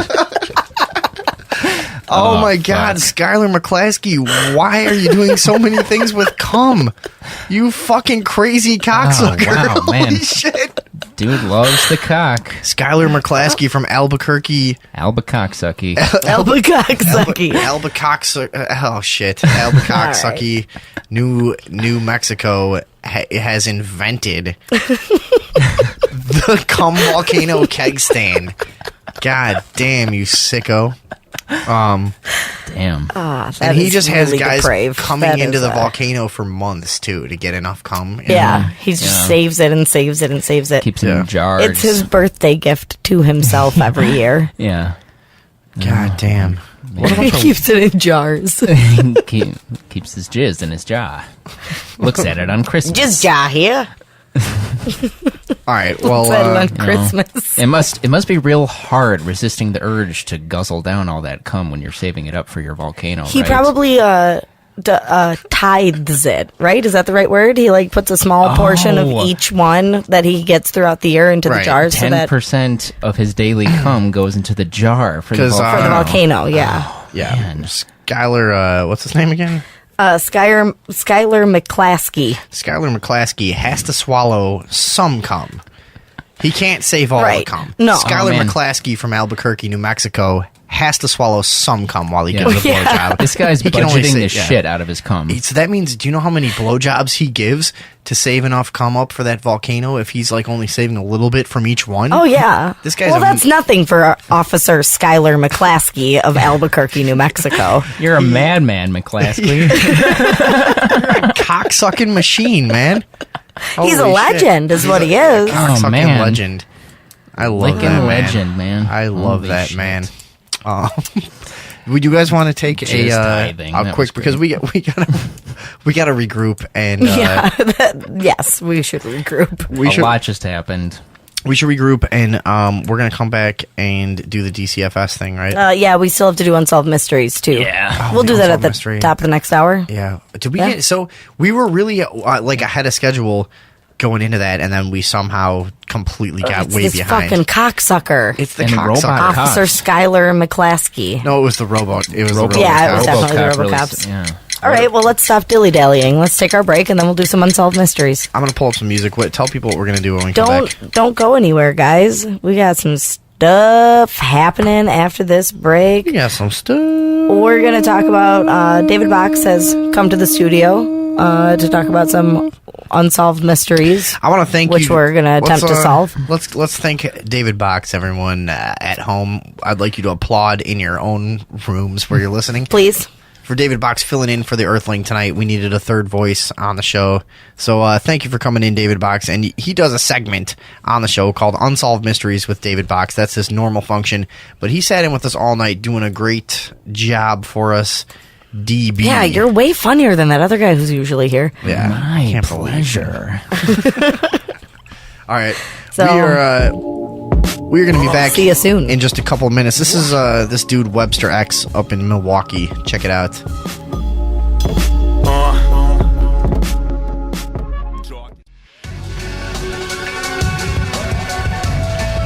We're back.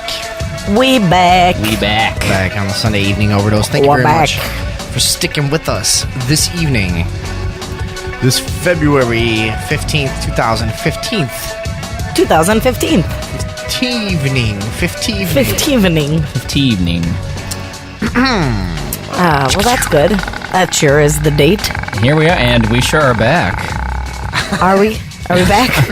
We sure are. David Box is in studio. He's going to bring us an unsolved mystery, as always, to help us fill some time. And then we're going to talk some shit about the DCFS. And then we're going to do whatever else we got time for. And we're going to get out of here. Was that the first Oh, unsolved yeah. mystery that we were listening to during the break? Yeah, I just played some clips one. from old unsolved mysteries in the breaks. Ah. In the break there for the fuck of it. You guys ready? I am ready. You need to do a thing here. And stop that. Some kind of a thing. David Box, thank you very much for coming in. Here we go. David Box. Unsolved Mysteries. With David Box. Unsolved Mysteries with David Box. What have you brought us this evening, David Box? What is the unsolved mystery? The mystery. Hold on. Robot hilarious. What is? You can't call me that. What am I supposed to call you on the show? Just Vinny. Vinny. Oh, for some reason I thought that was taboo. Like, we were all using aliases except for me. No. I don't have an alias. Nobody else has an alias. That's weird. Yeah, right at the very beginning, he didn't want The people to use his name, Mandela but everyone Effect. kept. Yeah. I swear I remember everyone having an alias. For an expert on unsolved mysteries, you really don't know much about the mystery of our name. So, shit. What is the unsolved mystery that you've brought for us tonight? The unsolved mystery that I brought for you tonight on the date that you previously mentioned is the mystery of Kaz 2, dubbed the Ghost Yacht. Ooh. Ghost Yacht. Okay. Well, all right. I'm scared already. The Kaz 2 is a 9.8 meter catamaran, which was found drifting 88... Do you know how to say that? What is this word? Catamaran. Catamaran. Isn't that what I said? Kind of? Yeah, kind of, yeah. You said it with a lot less confidence. But not quite. This is the voice. This is what confidence sounds like. So they were on They're on a boat. They were on a catamaran, huh? And what happened? The boat was found drifting 88 nautical miles off the northern coast of Australia. How many actual miles is that? I don't know, but I do have the kilometers here. It's 163 kilometers. Uh-huh. Okay, so let's see here. What, well, you solved the mystery of how many kilometers in nautical miles. Oh, here we go. Okay, sorry, I needed a name. Owner of the boat, Derek Batten, took two of his neighbors, brothers, Peter and James Tunstead, onto a journey that was supposed to take about 6 weeks out into the oceans of the northern coast of Australia. Damn. Where New Zealand is. No, New Zealand is on the southeastern corner, if you'll remember. Mandela Effect. Mandela Effect, yeah. The first indication that there was a problem came on April 18th when it was spotted by a helicopter, which reported the boat was drifting in the vicinity of the Great Barrier Reef and that its crew were potentially in distress. Oh boy. Where did this report come from? A helicopter flying over the Great Barrier Reef. How did he know they were in distress? The boat was probably driving all crazy like. Okay, go on. It doesn't say here in the Wikipedia article, which is the only source I have. Unsolved mystery as expert David Box. So, on April 20th, maritime authorities caught up with the boat and boarded it. They found the 3-man crew missing in circumstances which they described as being strange. Now let me ask you this. What made them strange? I have a quote here from Mr. John Hall, Queensland Emergency Management Office. Okay. What they found was a bit strange in that What made it strange? this is a quote. I'm reading a quote. Sorry. So John Hall says, quote, what they found was a bit strange. What made it strange? He continues in that everything was normal. What the fuck? There was just no sign of the crew.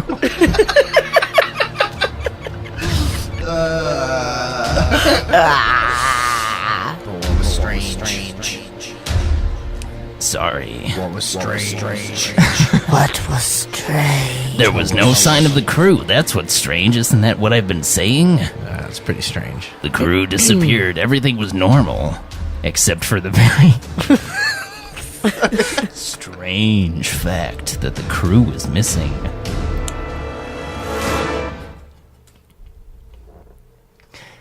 That's pretty strange.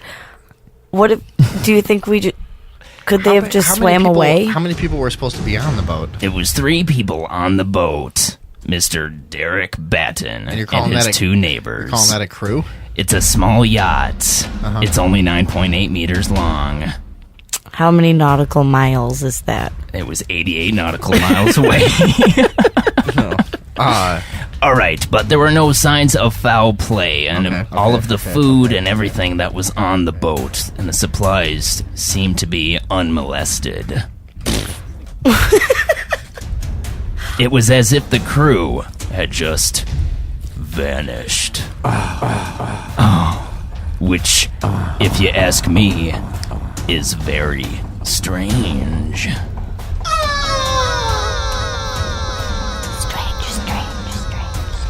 That is very strange. Very strange. Now, what are people saying about this this incident? All right, well, hold on a second. Was there any evidence of... I mean, was there anything... What did they all do? Jump off to go swimming and get eaten by sharks?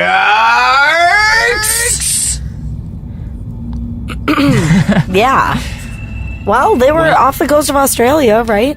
Well, it said that everything was normal on the boat, so it seems unlikely that they would have run into some kind of turbulent weather. So unless all of them stopped the boat and decided to go for a swim like a bunch of fucking dinguses, it is possible that they were eaten by a shark, but one thing still goes unsolved. The boat was found with the motor running and propelling the boat. The sails had huge slashes in them, rendering them useless. But I know what happened. Oh. I know what happened. Ooh. One guy said, I can swim faster than this boat can drive. The other guy said, I can swim faster than you.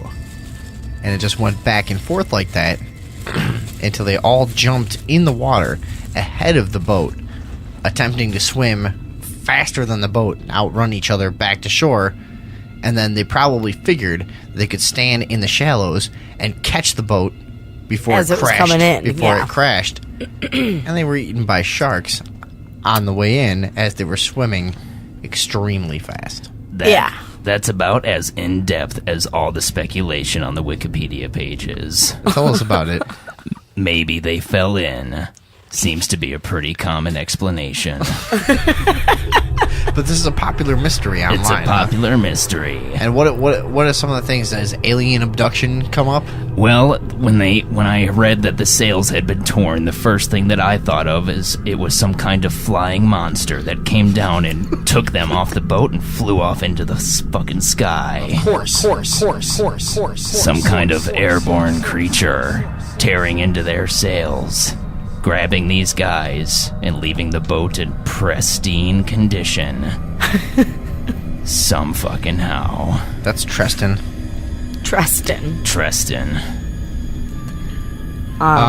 Any other speculation online going on about these people? Or, Well, it just seems weird because this Derek Batten guy is allegedly a very good boatsman and knew what the fuck he was doing. Was he in an area that was really dangerous, or no? Pretty normal conditions, or what was going on? There was a little bit of turbulent weather that happened in their path after looking at their GPS records. So they determined that they did hit some inclement weather, but since the boat was found in such good condition, and there were things like a laptop sitting on a table that was still turned on and everything, it doesn't really make sense to me that the boat got turbulent enough to knock all three dudes off the boat but not fuck up any of the shit inside. Mm-hmm. Wouldn't you agree? Now, perhaps these three were involved in some nefarious activity, and they wanted to disappear before they were discovered. So they simply had someone else meet them out there in international waters somewhere. And they Slash their own sails. Slashed their sails, sent the boat back, I mean, wouldn't be the first time, I'm sure. Yeah, that makes sense. Maybe they wanted it to disappear. Maybe they were part of something. I imagined that they stood on the ledge of the boat and they were all peeing off the side of it at the same time when they inevitably started comparing sizes of each other's dicks when they all fell in. Because they were all leaning over, trying to look at each other's They were wieners. all leaning over, trying not to seem too eager to see their friend's package. They were trying to pee in each other's mouths. all three at the same time. Yeah. Standing in line. Little mouth piss triangle. Standing in a line, on the edge of the boat, and one guy goes like, "Have you ever tasted your pee?" And the other guy's like, "You want to taste my pee?" And he's like, "Yeah, I'll taste your pee." And he leans out, and he's peeing at the same time. And the other guy goes, "Let me taste your pee while you're tasting my pee." And then they got that cross pee taste thing going while they're laying outside. And then the guy in the middle starts to get a little jealous, and he goes, "Let me taste both your pee, like, in the middle." They're like, "No, that'll ruin the stream. Here's what you do. You lean back and pee over our stream back into your own mouth." And that's what they were doing. And they all fell off the boat. And they were swallowed by a, I don't know, say a whale. A shark whose mouth was as wide, gaping and wanting as their mouth was when receiving the pee. What else you got on this? Anything? This story is eerily similar to one that you may have heard of. Okay. The unsolved mystery of every person that's ever disappeared from a boat. The Mary Celeste. Mary Celeste. The Mary Celeste was a merchant ship in the 1800s. It was found somewhere without its crew, very similar to that other boat I was just talking about. What was it? The Kaz 2. Kaz 2. The ghost yacht. So if people want to look this up, we're talking about the mystery of the Mary Celeste. The Mary Celeste. No, but the first thing we're talking about. The Kaz 2. The Kaz 2. Kazii. That's Roman numeral 2. God damn it. Unsolved All right, so wait. What? What about this Mary Celeste? Let's see. The Mary Celeste. Do the voice more. Should I keep doing the voice? Is this it's helping? Great. It's all right. fucking good. It's brilliant. This is good fucking radio, really isn't good. it? Yeah. So, the Mary Celeste. Should I do it like that instead? Should I really go? Keep doing the voice, David Box. Okay. That's the bit. You're not supposed to break character. We're still in the Unsolved Mysteries section. Let's go. Alright, so the Mary Celeste, just like the Kaz 2, was found abandoned by its crew, with everything on the boat seeming to be completely normal. Which turned out to not be completely true. Some barrels of alcohol that were in the under parts of the boat had evaporated as they were made from a different wood than your traditional alcohol barrel. The theory is that the chamber in which the alcoholic barrels were kept filled up with alcoholic fumes, and upon discovery, the captain ordered that the men get in the lifeboat and tie a rope to the boat and get trail it in the back. Shit. They were afraid of an explosion. So they were using the ship to trail, and what happened? They got detached. They were tied to the Mary Celeste by rope, and then turbulent weather came. Knocked him fraying off. The rope, and they were never found. Was there a rope tied to the back of the ship? There was a white rope tied to the back of the Mary Celeste when they found it. Good theory. The lifeboat was missing. The mystery of the Mary Celeste. Seems pretty fucking obvious what happened. A lot of these unsolved mysteries seem pretty obvious what happened. Have you ever noticed that? And people kind of just make They're just like, no, it had to have been weirder than that. It must have been bird people who swooped down and stole them from their yacht. So what is your overall impression of the Kaz 2? My overall impression of the Kaz 2. How do people spell that to look it up? Kaz 2. Okay. Roman numeral 2. That's right. I think I already asked that a minute ago. Yes. Well, sorry. Forgot. It seems pretty obvious what happened to the Mary Celeste, but as far as the Kaz 2, I really suspect some drunken behavior or some shit like that. Or they purposely wanted to disappear. Yeah. Or that. What was the guy again? Just like Dexter. What did they do for a living? They were boat guys. Boat guys, huh? Let's see. Yeah, they were trying to arrange a sale of the boat, I think it was. But one guy, his wife got real upset because he had 25 years of sailing experience, and she was like, there's no way he just fucking fell off the side of the boat. He's an experienced salesman. So sailor. His wife thinks something's up. Yeah. And so what did she said about it? Hold on, let me find. So she, generally when somebody that close to the person goes like, no, something like she knows he's been out on boats enough to know he doesn't jump in when he doesn't know what he's doing. He doesn't do things like this. Something had to have fucking interfered with him to have really thrown him off. Here's something interesting. Where was I reading that? Mr. Batten, or Mrs. Batten, during her testimony after all this shit happened. The captain's wife? Yes. She stated that the original plan was for her to sail with him to, Fremantle, whatever that is. They were going to go as a couple initially, but then Mr. Batten was worried that just 2 people aboard might not be safe, so he decided to take his neighbors instead, and not his wife at all, which is similar to the original plan, but not really. So the idea of him trying to escape seems pretty plausible. Yeah. I don't know. I'm going to say it was a bird man. 2. It would have to be at least 2 bird men in order to carry. Well, unless they just picked up one guy and then the other 2 like chained on to the bottom, trying to stop him. And then he just made off with all 3. That's what I'm going to say happened. It was the Birdman, ripping up the sails, grabbing you by your throat. Could have been a pterodactyl. Flying sharks of Australia.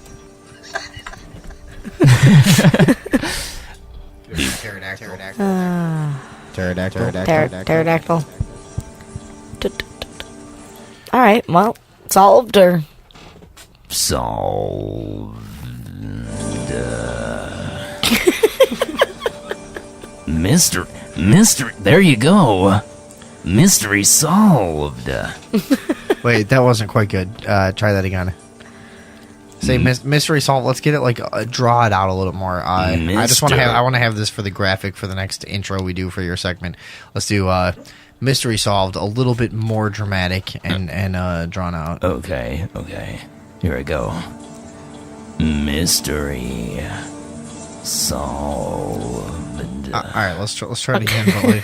But let's go like a short mystery and a long solved. Like mystery solved. Okay. All right. Mystery solved. Yeah, that's pretty good. Here. Mystery solved. Mystery solved. Solved. Mystery solved. Mystery solved.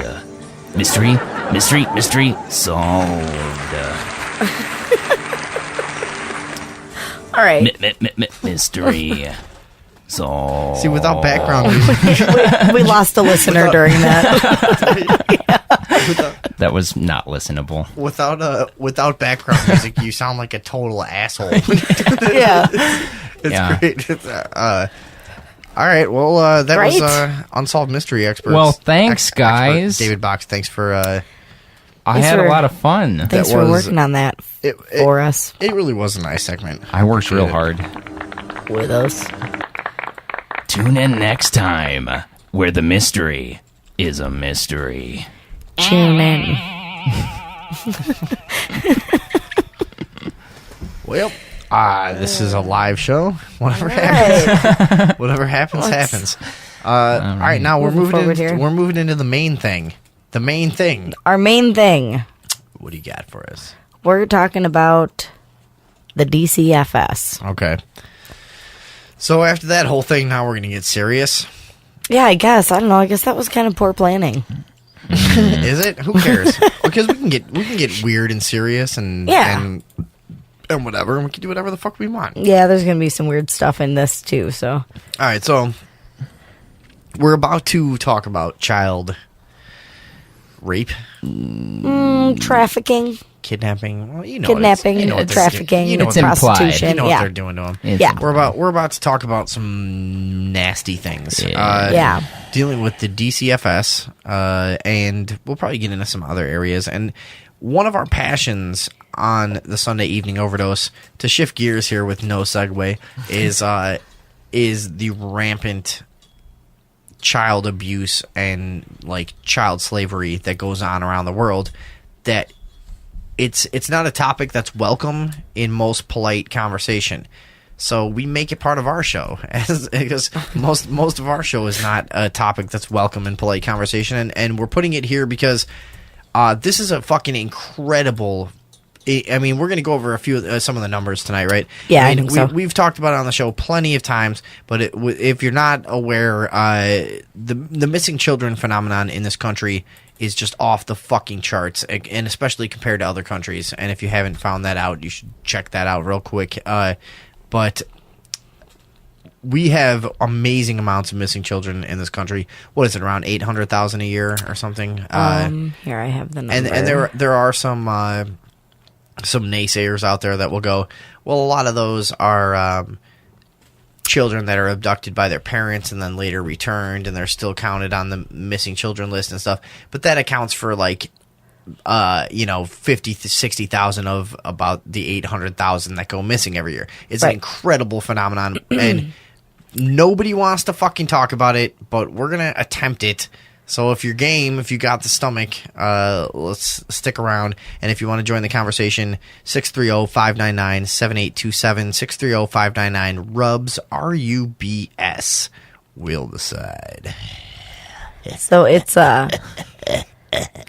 797,500 children younger than 18 were being reported missing in a 1-year period, and of them, around 200,000. Those are the stats from like 2011 or some shit, or 12. I've read these stats a million times. I just fucking 2012. Yeah, okay. What were those figures again? I missed them. It's 797,000, so roughly 800,000 are reporting missing in a 1-year period.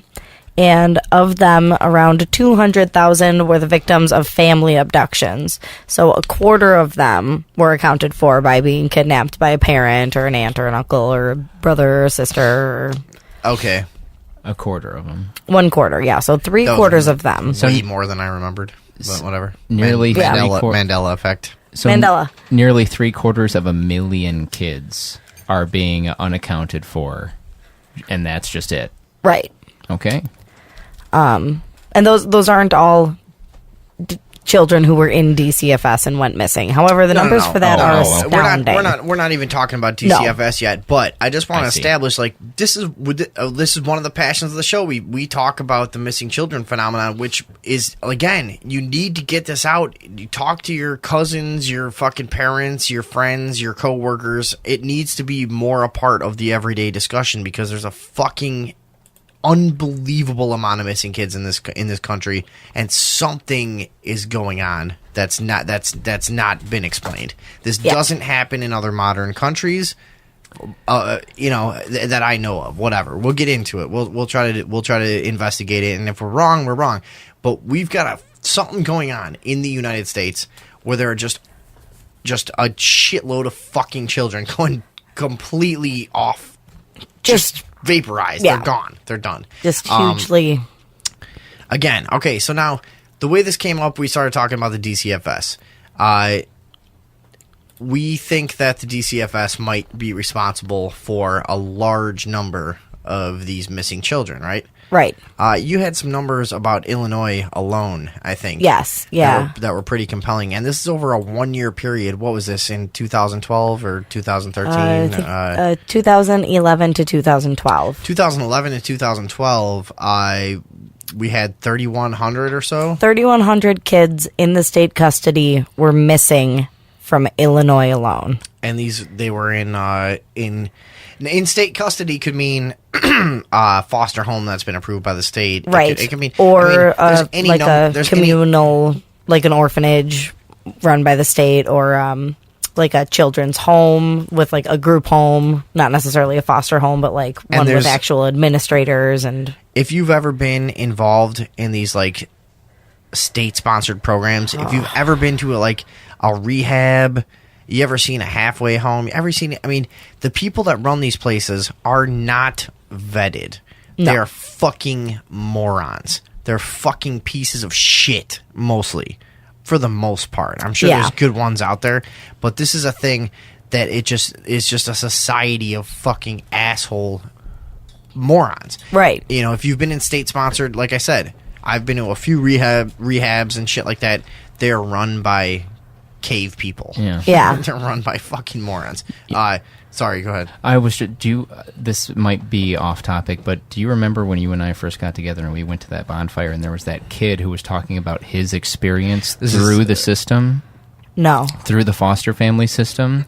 This kid, I felt it was terrible, but he was really tweaking out. You don't remember this at Eric Sabia's? I don't remember. This kid was tweaking out. This group of compassionate kids brought this guy to a party in a backyard, and this kid was just kind of sitting. It looked really nervous, and then when he finally had a chance to speak, he unloaded this whole story of when his memory of life began and his journey from foster home to foster home, and he didn't hold back at all because he did not know how to deal with what was going on in his head. It's funny that you mentioned that because there was a girl in our neighborhood who was homeschooled, and we met her at the park one day. We were about 14, 15. We're a bunch of asshole little hooligans running around smoking weed and trying to fucking bang girls and stuff, you know.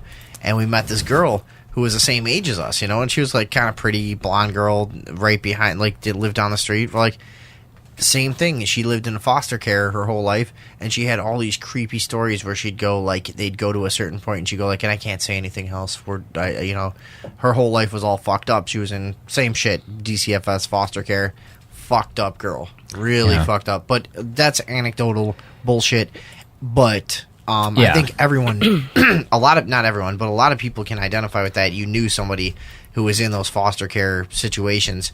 Yeah. And most of them were fucking fucked up. There was a few kids in my grade school that would float in and out for 2 years or 3 years, and they were always molestation cases. You would hear through the grapevine. Somehow parents would talk and stuff like that. You know? But yeah, so that was it's a really common thing in whatever. So let's get down to the business here. 3,100 kids in Illinois went missing in DCFS care. Yes. So you're talking about anything from juvenile housing centers to foster homes to whatever they have under their supervision.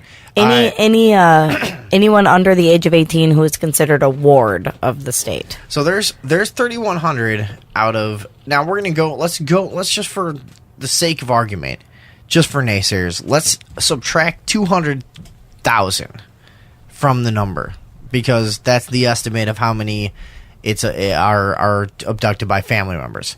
So let's just say 600,000. Let's just say 600,000. Okay, so there's 3,100 from DCF care or DCFS care in Illinois in 1 year. Now this is a really heavily populated state, only because of a couple of cities that are extremely packed with people, but mostly the state is wide open space. Whatever. Let's round down and say the average is 2,500 per state. Even right? I mean, without doing the numbers, it doesn't matter. Even say 1,000. This is a major chunk of the missing children in this country would be going missing from DCFS care. Yes. So what we're getting at, and what we've been getting at on the show for a long time, is that there's some fucking motive out there to funnel kids to somewhere where, the only thing I can think is they're selling them. I mean, they're selling them to something or somewhere, you know. And it's not a pretty fucking topic, and it's not pleasant to discuss, and it's not pleasant to think about. But these kids are going somewhere, and Yes. there's somebody buying, and there's somebody willing to do the dirty work, and it's a very lucrative business. It's probably a huge enterprise. It's an incredibly huge enterprise, and we'll go into some facts on this, but I know that there's major, I mentioned DynCorp earlier in the show. You should look this up, DynCorp.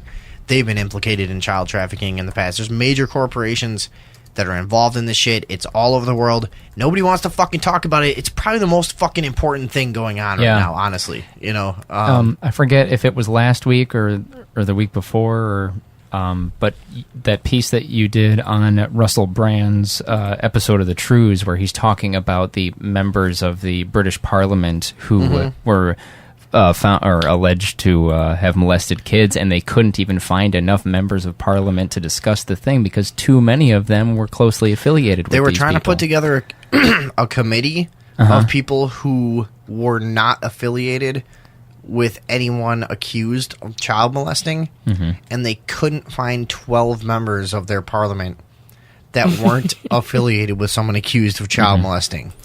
There you go. There you go. I mean, and this shit is absolutely rampant. Did you look up some DynCorp stuff? I'm getting to it. I mean, look at the money. I mean, who something that fucking fucked up and dangerous, who has the money to purchase a person like that? Who has the money to pay people who are dehumanized enough to participate in the act of taking a child and sending it somewhere for horrible things to happen to him or her? Well, like you said, like you said earlier, whether you live in a monarchy or a democracy, really matters very little when you're talking about stuff like this. Who actually controls politics from behind the scenes? Like you said, the most heavily funded candidate wins the elections in the vast majority of instances. So that is who. I mean, it's the money rules. The monarchy stands. We don't have shit in our form of government other than a smokescreen to what's really going on. So those are the powers that have I mean, when we're talking about politicians and this and that, we're talking about people who have fucking huge amounts of money and power. We're not talking about guys that got elected through their merit as a human and their philosophy and how well they were able to debate. I mean, our country's a fucking joke. You know that. So we're talking about people with money, people with power, people that are running things, and they're all fucking kids, and we don't know why. The only people who are capable of evil such as this is someone who has the power and the money to do it. And it's obvious. There you go. You know, if someone with power and money, suspicious, you know? Yeah. They're the only people who go after a position like that. Let's go over some of the numbers. Okay. You prepared some statistics for us, I think, right? Yeah, I've got some numbers. Let's do some of the numbers here, because I find this shit that if you pay attention, I mean, if you guys will stick with us, if you're listening to the show, if you will stick with us through some of this, you'll start to realize. I mean, if you think we're dumb, just stick with us through some of the numbers. Just really give it a think. Just give it a real think. Anyone who gives this topic a real think understands a few things immediately. This is a taboo subject. Most people won't discuss it. You try to bring this up at Thanksgiving, good fucking luck, you know? Yeah. You know what I mean? It's not happening, man. Call your mom Thursday afternoon to check in and say hello and see how she's doing, and then bring this up, and she'll get off the phone in 2 minutes. Call your friends. You know what I mean? Try talking about this. Yeah. Where are you gonna fucking talk about it? We're conditioned to hide from this kind of thing, and it's just, I mean, it's overwhelming. That's why I want to get to the numbers. I mean, like I'm saying, stick with us for a minute. If you disagree, 630-599-RUBS. I'd love to hear why this isn't the absolute most fucking important issue in the world right now. Is where are the missing children going? What is the purpose? Who's taking them for what? It's bad. It's bad. It's hard to talk about. It is. It's really bad. What do we got? All right, so we've got a couple things. Approximately 400, there's usually around 400,000 children in foster care, just in the foster care system. So not even including all of the other people who are the state is responsible for. So of them, on average, they lose about 50,000 of them per year out of the foster care system. They go missing. Now, there's not a good solid number on that because so many of them go unreported. Right. In the United States, 50,000 are reported missing. That's the estimate. It's their estimate. I don't know what the exact number of reported versus... Whose estimate? It's let's see, an office of the Administration for Children and Families, the Children's Bureau. So it's a government bureau. I don't know if it's a government bureau or if they're That's just the thing calling themselves a bureau. That's the thing about estimates. You always gotta check out who does the estimate.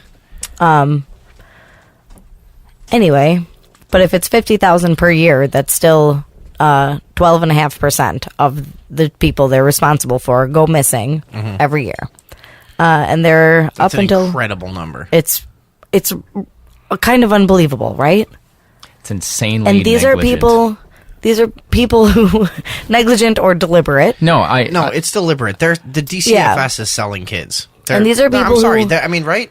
Does anybody else? I mean, the DCFS Yeah. is selling kids. Yeah, I was saying I'm that to putting it draw out there. yeah, Right. as a joke. It's because clearly it's not. You know. I know what you mean, but I just want to put it out there to make it clear. I mean, there's kidnapping. There's a system. They're kidnapping kids through minor infractions all over the fucking country, taking people's kids who never see them again. There's thousands of eyewitness, not even eyewitness. There's thousands of personal accounts. Hey, we had weed. They took our kids. They ended up in foster care. They were abused and beaten to death. Mm-hmm. They were molested. We did get them back, but they were traumatized in this way or that way or whatever. Hundreds of thousands of stories. I mean, it's the most despicable, out of control organization the government has. Besides, maybe, I mean, it's in the same little fucking scummy, dirty pig pen as the NSA, the CIA, things like this. Things that have absolutely no purpose in civilized society. It's kind of where the rubber meets the road. Yes. It's like they're the people going out doing the worst thing. And I'm not sure to what capacity the average person who works for DCFS is complicit in the agenda, because, I mean, a lot of them are thinking, hey, I'm doing the right thing. This is great. I need to take kids out of the hands of drug users and this and that. Mm-hmm. And now it's masked as this thing because, you know, if you're a supporter of this thing, yeah, there's plenty of houses that are bad to grow up in. However, weigh the bad versus the good. Is this organization doing more good than bad? I really don't think so, based on what we're finding out. Right. So the intentions is what we're calling into question. Are the intentions of this organization to gather kids to sell them off for a deep, dark, secretive ring of child sex slavery that exists for powerful people around the world? Or is it this noble operation to, come on, meth heads can't have kids? It's, you know, I mean, and it's... Well, but here's the thing, though. And when you do this blanket government criteria, though, you end up in millions of situations where me and Andrea here are siblings, and we grew up in the same home, obviously. And if the DCFS had known what went on in our home, we could have been taken away quite easily. Absolutely. 100%. Anybody could, though. That's the thing. That's the point. Maybe not anybody. No, that's the point, is that anybody normal, you know, anybody whose parents aren't completely perfect is what I'm saying. Anybody who's not moneyed. Because our parents are not fucking meth heads or crack heads or some kind of shit. It was just a normal fucking people raising kids. Mm-hmm. Sometimes they want to get high. Sometimes a fight happens. Sometimes something goes down. Whatever. It's normal fucking life. You know what I mean? Right. We would not have been better off without our parents. We had not a chance. We had overall decent parents. But if DCFS got involved in our lives, we would have been taken away. 100%. Yeah. 100%. Absolutely. But we had overall decent parents. And all of us would say that. So yeah. There you go. And now you're saying they could take anyone's kids. Yeah. They have so much power now, and parents are so powerless against them as an organization that they can take children. They can use the police to forcefully take your children away from you and then hold them for a period of time while you go through a incredibly tedious and thorough legal process involving lawyers and paperwork, waiting periods, rehabilitation, everything. I mean, just even to start the process of trying to get your kids back, and then it costs you a ton of money. They extort money out of you left and right. Like literally anything they can get from you, they will take from you. So it's a government organization, in other words. Yeah. Yeah. And they can take your kids for no reason. They can make up a reason. They can say that, here, I pulled up a list. Oh, no, wait, that's not the list I pulled up. It was a different list. But they can, I'll post a link of the article I found with. I can't say enough times. What we're saying is they're involved in a child sex slavery ring. That's what we're saying. The DCFS is part of funneling children into a child sex slavery ring for the elite. And so now if you start... we're going to keep going on. I mean, don't expect us to prove this beyond the shadow of a doubt right now. We'll keep going on this as we have from day one on this fucking show. And we'll prove this eventually. But we're gonna keep going over some things. What do you got? What I was going to say was if you start thinking of it in terms of they are collecting revenue by collecting children, because they can take these children, extort money from the parents, and also sell the children and never give them back to the kids. Yeah. They're what's that called? They're burning both ends of the candle, whatever. They're playing both sides of it. They're getting money out of each party. Yeah. They're kissing a bull and fucking him in the ass at the same time. That's the one. They're having their cake and eating it too. Yeah, exactly. So, idioms. Idioms, yeah. The same thing as I said. Yeah, exactly the same. But so if you start thinking of it that way, you can start to understand why they would be taking kids that don't deserve to be taken, and why does 400,000 kids in foster care really sound right? Does that sound like the right amount? Well, nationwide. Yeah, I don't think you can judge it based on that, because it's hard. It's hard to really, picture how many people are there in the country now? 500 million or something. I mean, is that what is it around? I don't know, but I mean, that might have been a horrible estimate. What do you say? 500 million? Yeah, I have no idea. I don't know. It's maybe less than that. I have no idea. We'll see. Andrea, look it up. 318.9 million. 318 million. Okay, that's pretty close. Well, not really. Well, whatever. Thanks, anyways. Yeah. Sorry. So how many kids are 400,000? Yeah, on average. It's hard to estimate those numbers just based on the gut feeling that you get. Mm-hmm. Yeah. From hearing the number, but. Well, here's the other part of it too, though. The numbers that really make a difference are, like you said, the 12.5%. Right. Of the kids in DCFS go missing. Right. I mean, now, a lot of them are from troubled homes. Well, a lot of them they try to write off as runaways. A lot of them are probably runaways. Right. I mean, and a lot of them are probably just, hey, 17 and a half and getting the hell out of there. And a lot of them, a lot of the way these organizations work too is like, hey, so and so down the fucking street is supposedly under our care. He doesn't show up here. I'm a guy that works here. I mark him off missing. I don't give a fuck. Right. You know what I mean? And a lot of it is going to be that, but it isn't a fucking. I mean, it's still huge numbers. Yeah. Yes. So, and the foster care thing is out of control as well. Well, and the other part of that, too, is even though the DCFS is capable of collecting and generating a good deal of revenue for themselves by making parents pay to get their kids back for whatever reason, they don't, when people volunteer to do the foster program, they don't provide them with very much money. So the people who tend to volunteer to foster kids are probably of a lower income as it is and are willing to accept a small amount of, less money seems like more to them because they don't have anything else. Right. So that's why you get things like Las Vegas police arrested 2 former foster parents on charges of abuse and neglect of 3 children. Foster parents arrested following child's death. 3 children found locked in a filthy home. Foster parents arrested. North Carolina foster parents arrested after 11-year-old child found locked in a room. 20-year-old foster mom arrested. 20-year-old foster mom. 20-year-old foster Holy mom. fuck. Who the fuck is going to say, hey, yeah, you're old enough. Take care of this troubled child. God. 20-year-old. I could not take care of a child. No. No way.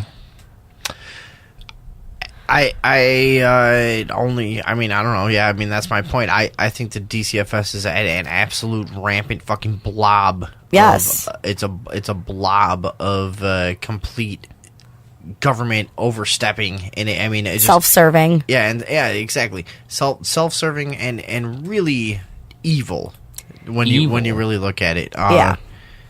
I mean, especially when you go back to the criteria that they use to take. I mean, how many thousands of stories? If you're somebody who pays attention to the evils of government, you've seen thousands of stories of kids taken for just frivolous reasons. Mm-hmm. Right. I mean, a guy got fired and punched somebody. You know, now he's a violent offender, and we're gonna go check out his house. And look, it turns out, he's got a hitter box, and there's some dirty socks on the floor, and this and that, and they take the fucking kids. I mean, and they draw this whole. I mean, it's happened thousands and thousands of fucking times. Just can't express enough how much of a problem this is. I mean, what else? What else can you say? How do you convince people to make a whole bureau of the government to be a funnel for the child sex trafficking thing? All the people on payroll and everything. Here's the deal. It's not a conspiracy of everyone who's involved.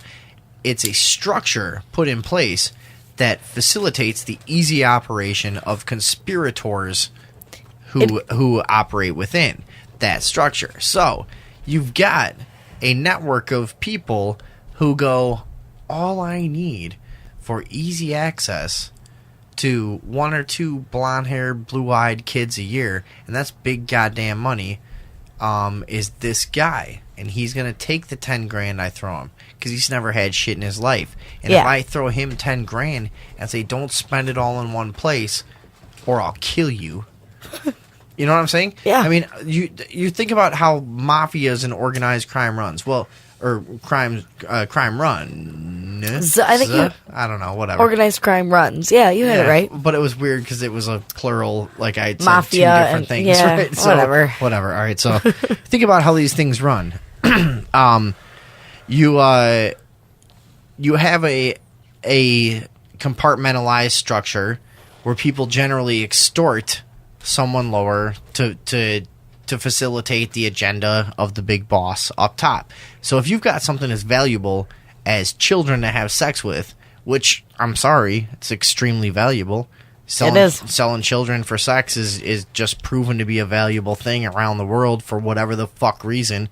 This is going to run in an organized crime fashion, and so you don't need the complicity of the entire system and everybody that works within it. You just need a system that facilitates this process when you've got one or two people on the inside. It's like an assembly line, like the dude who paints the inside of your fucking gas flippy door thing on your car. That's a real job. He has no idea how the engine works or anything like that, and he doesn't have to. He's an assembly line worker. So if you want to make doors explode, and you want to make exploding paint, all you need is one guy to not know he has exploding paint. There you go. As just a simple analogy, you know what I mean? So whatever. So I mean, these things don't have to be vast conspiracies. It can be very centralized. In Chicago, 3,100 kids. Or whatever, in Illinois, 3,100 kids. Who do you need? 5 or 6 guys regionally in the state that oversee their little minions, that they toss 5 or 10 grand a year, who are some rednecks who live in fucking Carbondale, Greenville, Blytheville, fucking some Whiting, Illinois. You know what I mean? Mm-hmm. All these shitholes all over these fucking Midwestern states. And they toss them 5, 10, 15, 25, say. 25 grand?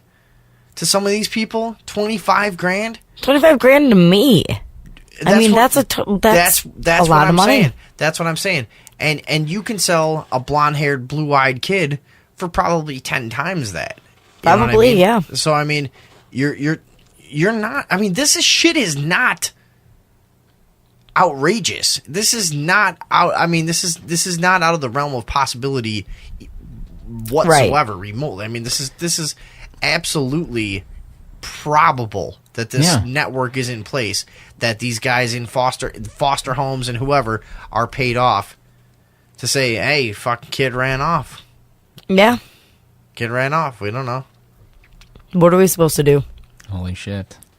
And you know that some of it's true because they're experiencing it over in England. They're trying to find a way to deal with it. 25 grand in your pocket.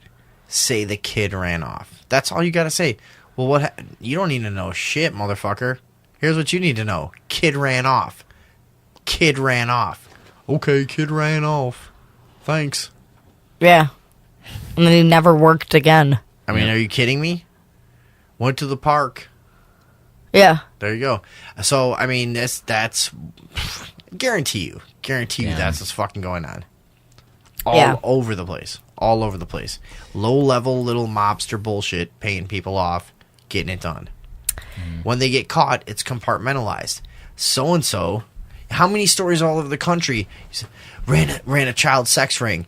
It turned out they had a dungeon in their basement. 5 kids were kept there, and you see the pictures of them, and they're fucking just redneck, just backwoods, cross-eyed motherfuckers with not a dime to their name, it looks like. Mm-hmm. What do you think is going on? Yeah. And 3,100 kids are missing in Illinois, and rednecks are running child fucking sex dungeons? Fucking put it together. Yeah. Put it together. The fuck? Fucking Christ. That's fucked up. Well, what do you think is going on? I mean, that's what's going on. I can't think of...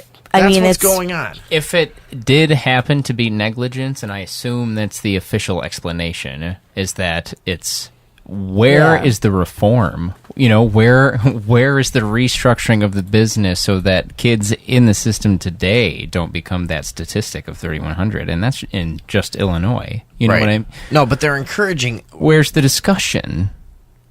You know, why are we talking about celebrities who are getting plastic surgery and stuff like that when this is a thing? Because the media is evil. Controlled by the same people who are purchasing those blonde-haired, blue-eyed children. Right. Yep. Yeah. Yep. Well, there is a woman from Illinois. She's an Illinois representative from Hinsdale. Oh. Who was trying to create some reform in just in the way they handle the reports of when children go missing, so that they can try and keep an eye on it better and track it better and find them maybe a little more often. And it hasn't gone through yet, but they've talked about it. I guess she doesn't have a ton of support for some reason, but she just wants to do like some clerical...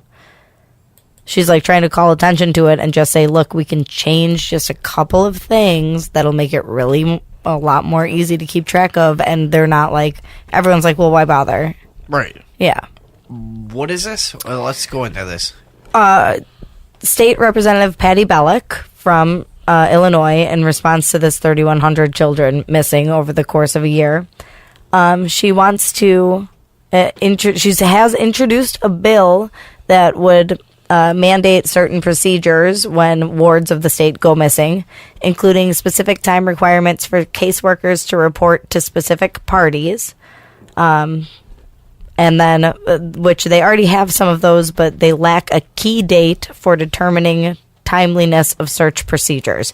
So she wants to make it so that everything's tighter and they need to know exactly when a child goes missing, and they're actually going to have procedures in place to look for the kid. Exactly, which they apparently don't have. No, of course not. That's because the system isn't meant to protect you. It's not meant to help anyone.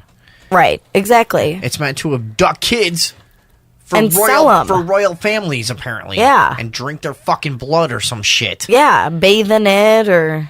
Honestly, I mean, we're not even joking. No. Where are the kids going? The fuck are the missing kids going? They're all inside of that owl at Bohemian Grove. 600,000 kids a year, on average, in the United States that aren't accounted for by family abductions. 800,000 if you count family abductions. There you go. The fuck is going on?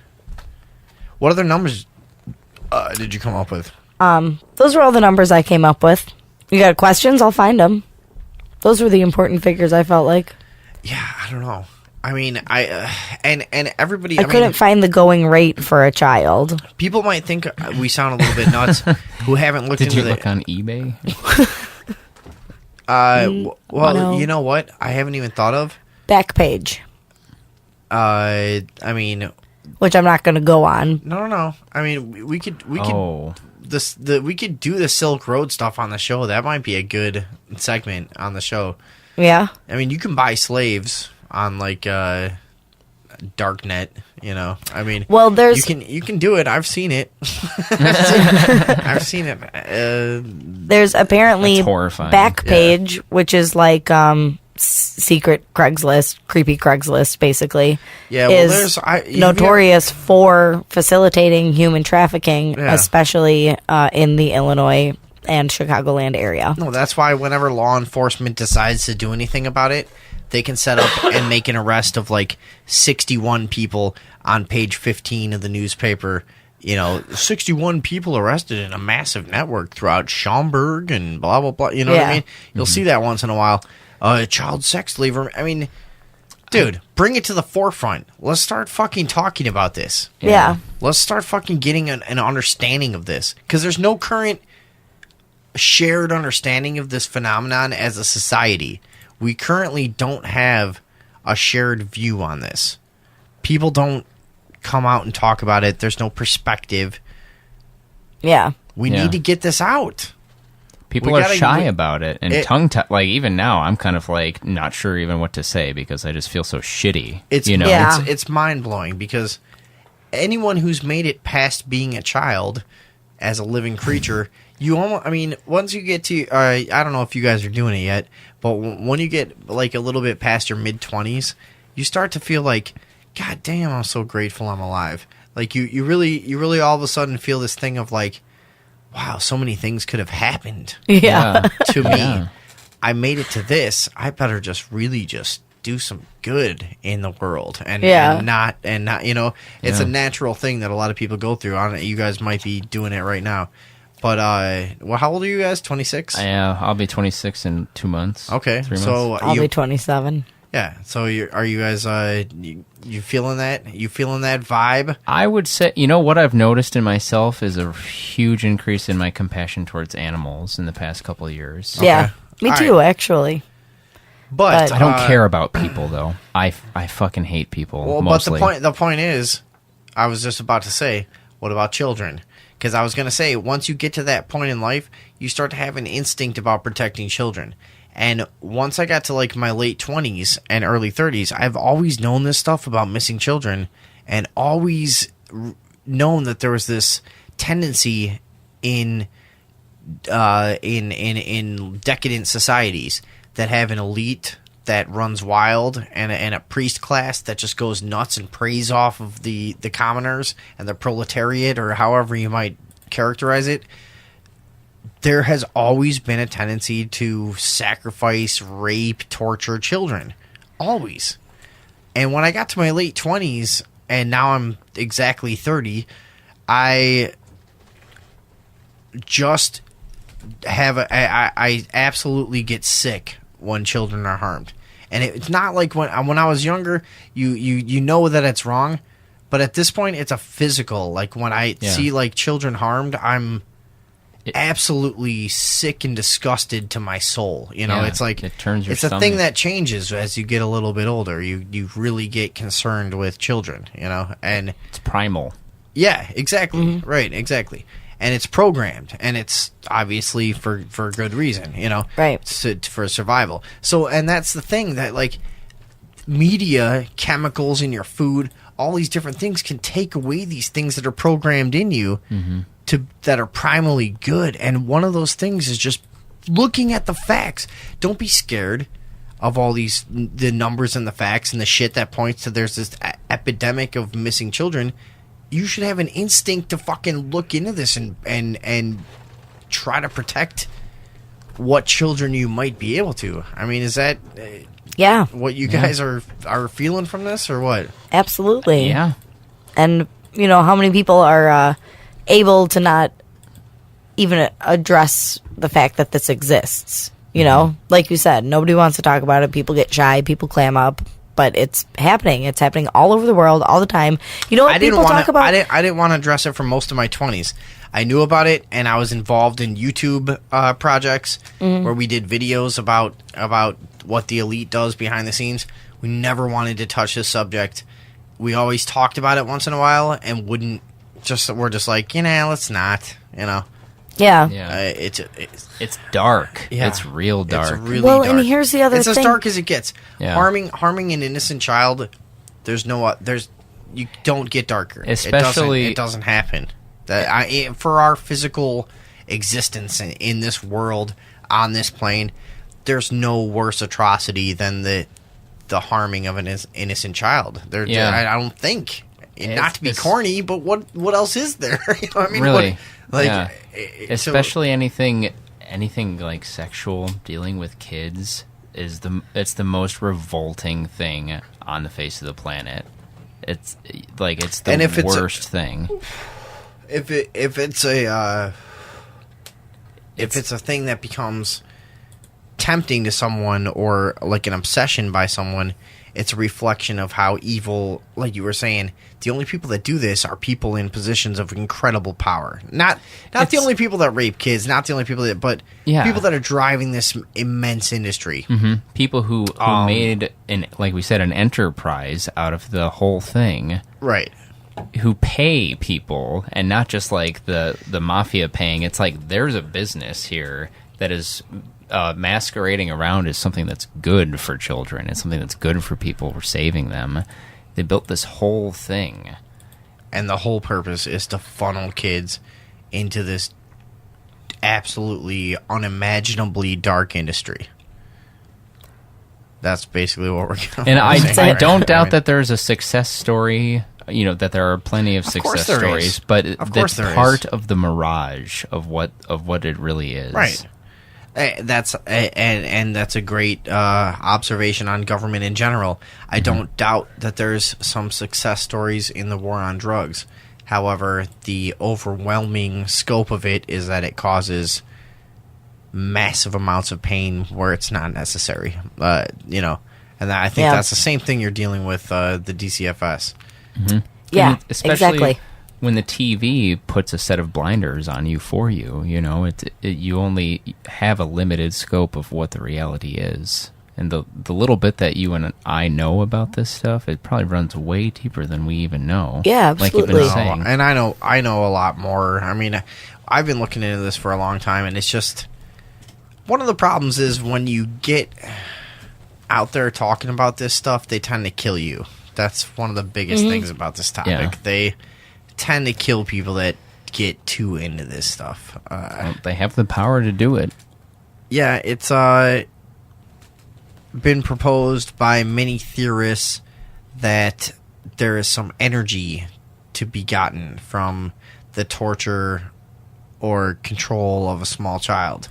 And it's the most pure, it's because it's the most evil and dark thing to do. It's the most potent and pure type of certain energies or whatever.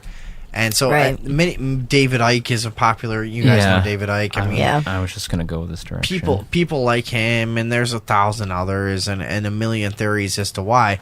But it's extremely common to try to explain the behavior of the elite as there's this energy to be harnessed from these extremely evil acts that might, and that to me, and I don't know. If I put it exactly right or how I would literally describe it in the end, but this that idea that there's some other, it's not a physical thing that's going on. It's not, it makes me come. Yeah. There's some other motive. Yeah, I kind of thought about it like this is how I dominate the world. Like if I get away with this, it's like it's my way of taking the world and bending it over. There's nothing in reality that can stop me now. I've done the ultimate evil thing.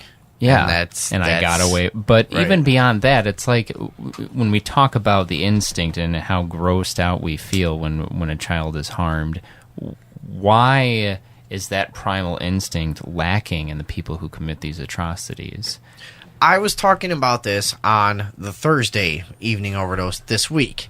I don't know that it is. It's so common of a thing that I would almost reverse that and say every person is capable of going down that road of psychological sickness to where they want to do something like that.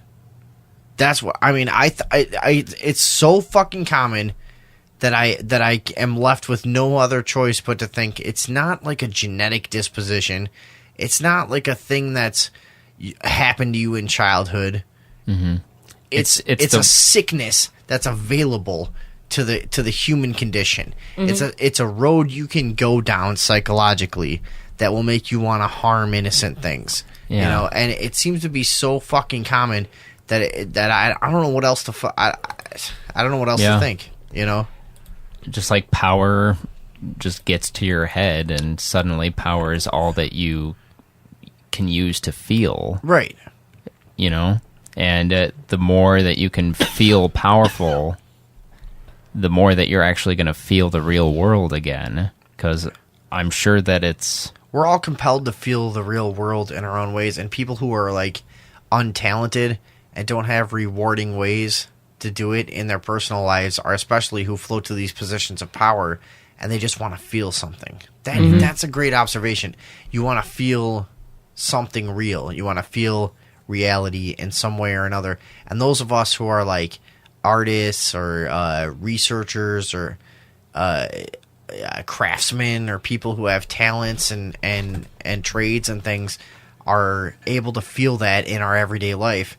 And people who are just depraved and sick motherfuckers need to feel something through acts of control. Mm-hmm. Great observation. Holy shit. Yeah. Oh. Well. Sorry, everybody. Yeah.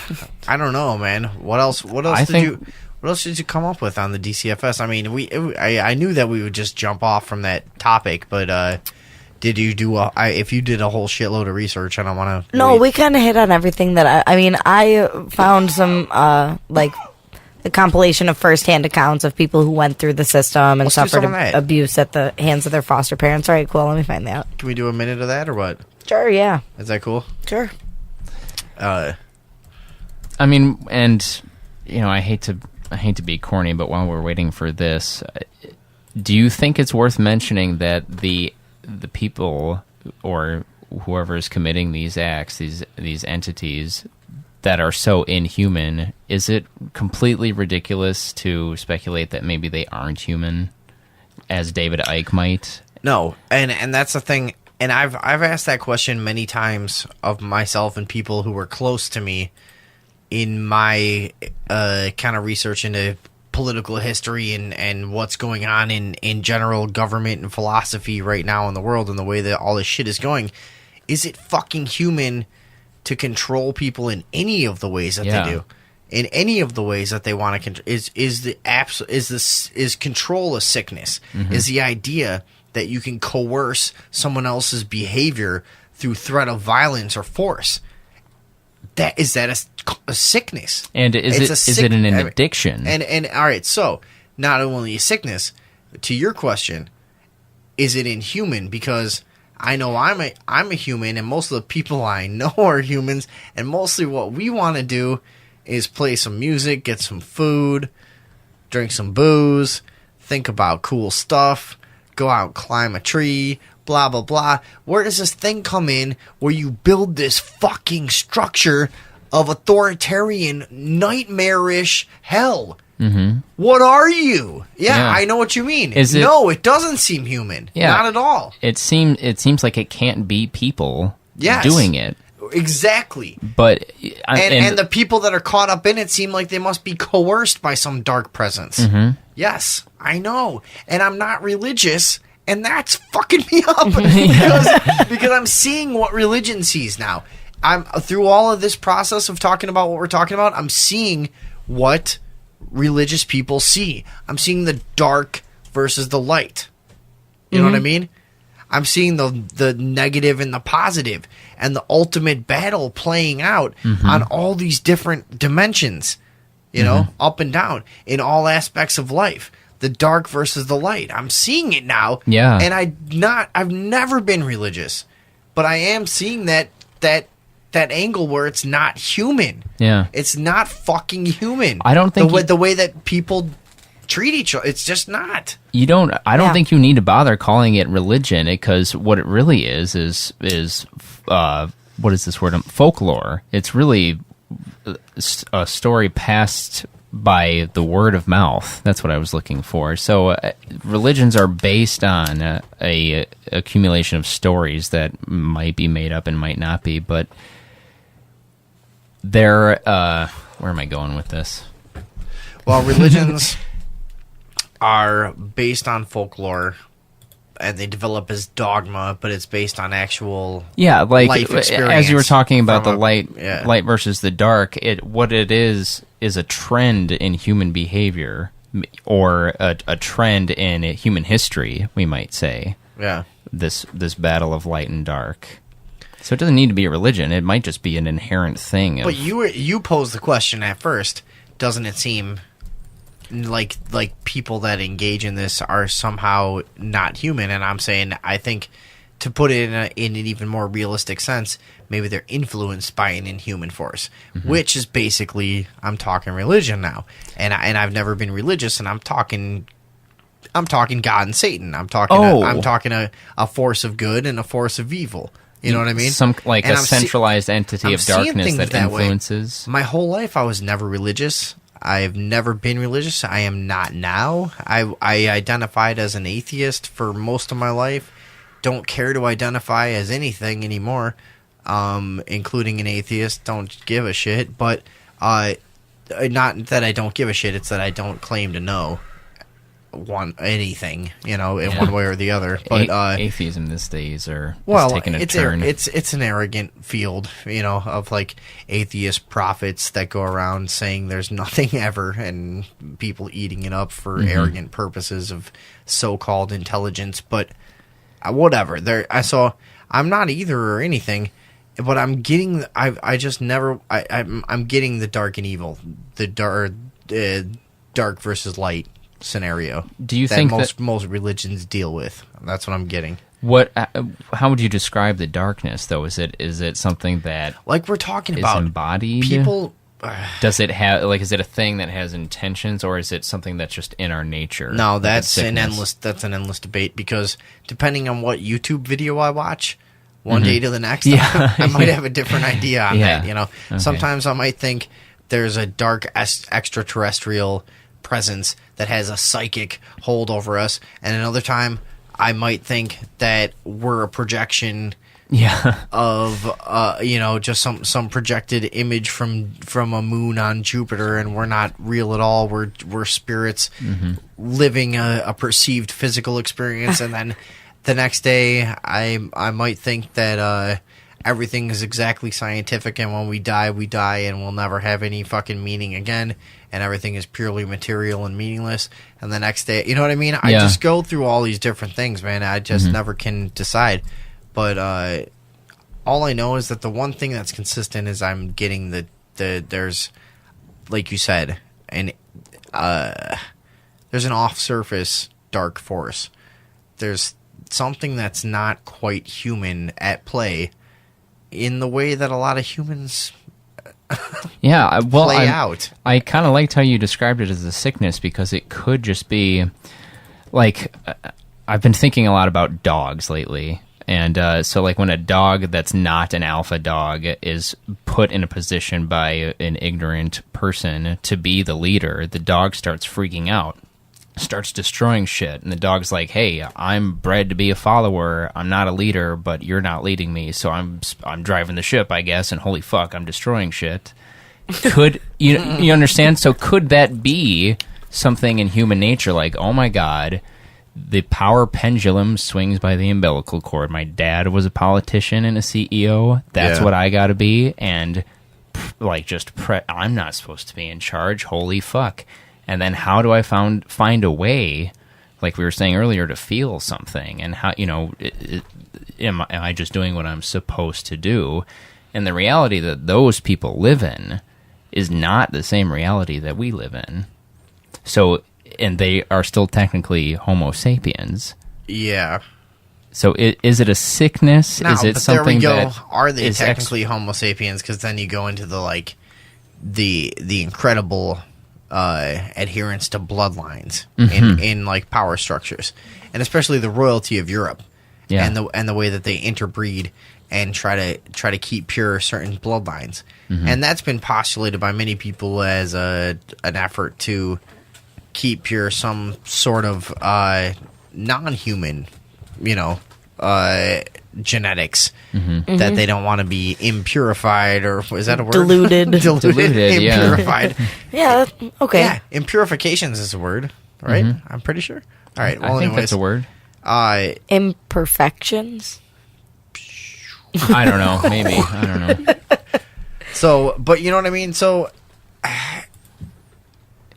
yeah, I mean, I see it. I see it as a possibility. Well, let's talk about the light then. Okay. I mean, what are your feelings on that? In contrast to.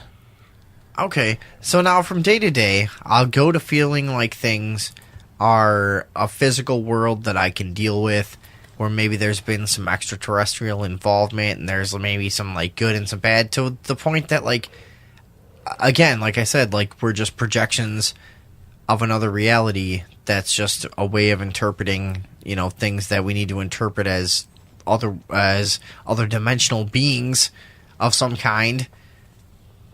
And this is all just, It's gobbledygook. Yeah, I mean, and so I don't know. Yeah. What does the light mean? It means that you feel good when you're doing good, and that you don't understand people who do evil, and it makes them feel good. I don't know, man. To put it very simply. Yeah, and where's the line? Like at what level are there people who have to look at the psychos that are doing the crazy shit and be like, okay, that's acceptable, I guess. And then who's the person right below them? And like, is it like a slow, steady as we climb the ladder of wealth and power where that do you people get to gradually get shittier and shittier until they're just not a person anymore? Where do you get to where you're fucking kids and you're inhuman and you're just, or is it part of a genetic program? And is there a fault line in there anywhere? Like, is there any point on the ladder where someone might be like, you know what, I saw this in a movie and I think it's bad, it's fucked up, and like break the thing down? Seems like somewhere in the middle of the power structure is where there would be people who could have a view of both sides. All right, so then in that scenario, where are the missing kids going? What's going on? What does evil mean? Why is government so fucking evil? Because we got into a weird discussion of dark and light there, but, and I used hand gestures. Yeah. It's like people listening you streaming audience can see. Oh, yeah, that's right. Do we still have people listening or what? Yeah, we got some people. Yeah, we got 5 people. All right. That includes me, folks. While we're on it, I'm kind of to me right now, after the YouTube videos that I've watched recently, the light and the dark are the same thing. They're the same, I hesitate to say entity, but they're the same source. Entity. They have the same source. And it's just, we could talk about it like it's a person. It's, just an asshole who's playing a game. And when you play a game where you win real easily all the time, it gets boring. So do you ever feel like this? Huh? Do you ever feel like you're here right now, but maybe in a million other existences or reflections of your reality, you've died by now, but like you can't actually die? Do you ever feel like you're not gonna die ever in your reality? You'll never get to that moment. Like it'll always, like the way that things are constructed, you'll just only perceive. Like, what?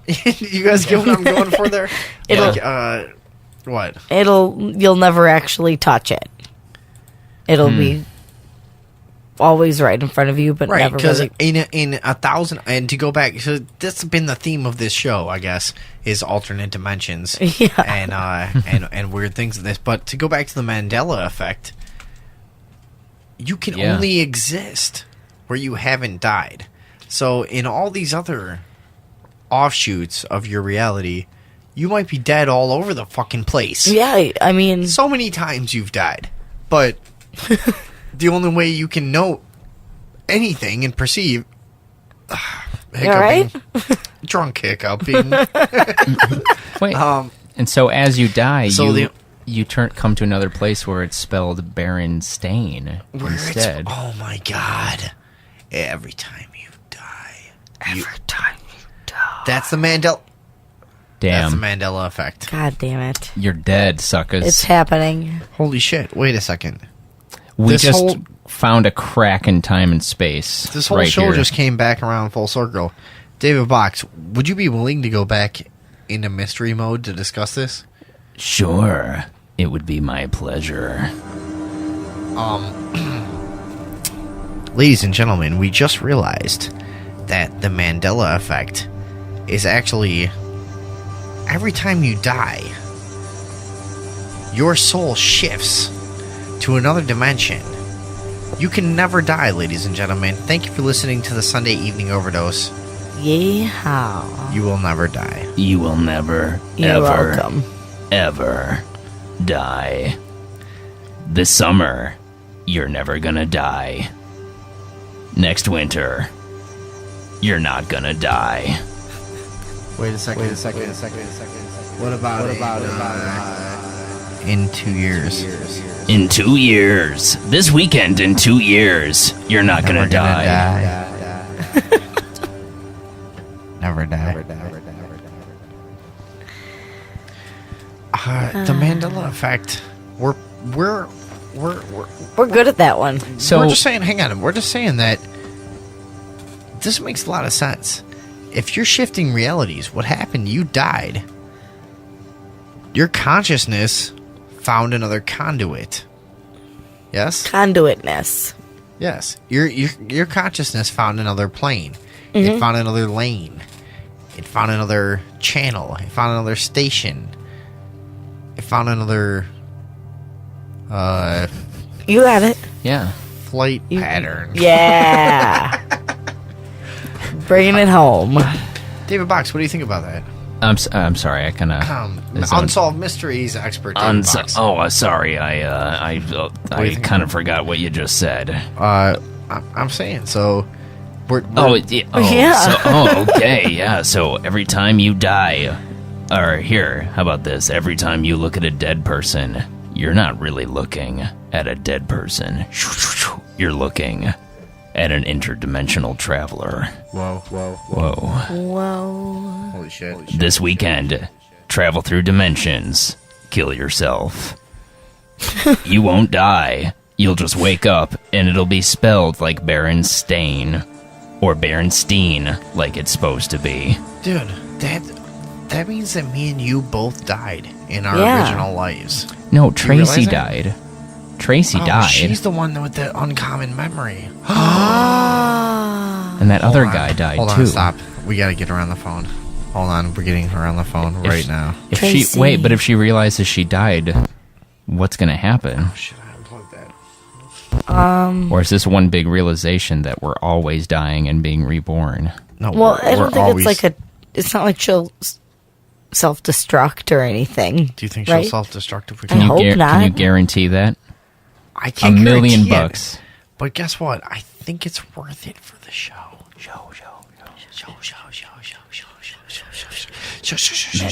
Mandela tests.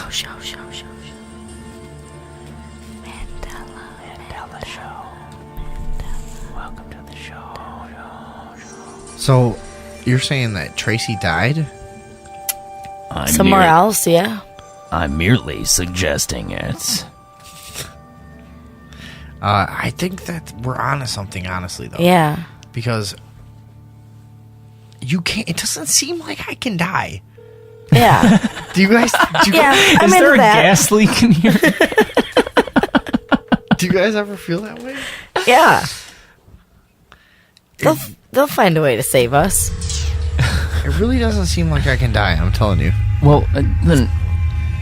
excuse me. Then what about aging? What happens when you die of old... Like, when you just stop? I think maybe you just start over. Yeah, probably. It's like an endless loop. Yeah. This weekend, start over. On an endless loop. Be born again. Oh, Tristan, that's right. No, but that's what I think. We No, should she probably assume- doesn't want to hear that she died right now. Or should we assume Is that the really worst? something you should that tell that was a someone? big mistake, calling her like that. Do you think you would like to receive that news Does anyone? I mean, over the phone? Don't you think? what, that I had died? Yeah. No, I don't Isn't think that so. something you should tell someone in person? I think that would be very scary. Yeah, that would be scary. So what? What are we saying here? Tracy's dead. No, she's just from a different dimension. Okay. We got here starting from the DCFS, right? Yes. Uh-huh, yeah. But I'm serious. I don't Yeah. think I can die, and I don't see how it's possible. Like how am I? You need to smoke DMT. No, I really don't. Oh no, I do. You do. I will because smoke that, you're- what you're saying, I just like I had an experience of like life feedback almost, where it was like I have been here a million times before. That's what I'm saying. I've had that exact, maybe not exact, but what you're going for there. I had that feeling a few years ago, and a few other times in my life. Like I've reaffirmed over and over with just these like soulful experiences. That's like, this is not new. Like I've done this over and over. I'm gonna do this again over and over. I'm not like a huge deal. This is a big fucking cycle of things that are just going on, and I'm like this other being that's just here for some fucking shit. I don't know, but that's a feeling you get. That's just part of your soul and part of your existence that you can recognize or not. But if people don't understand it, I guess they don't understand it. Yeah. Well said. Yeah, thanks. Well, I think it's time for a break. Break time. Oh shit! All right, should we do a break and come back with a closing segment real quick? Yeah, that's a good idea. Is that cool? Yeah. Yeah, I'm gonna warm my car. My voice is starting to give out.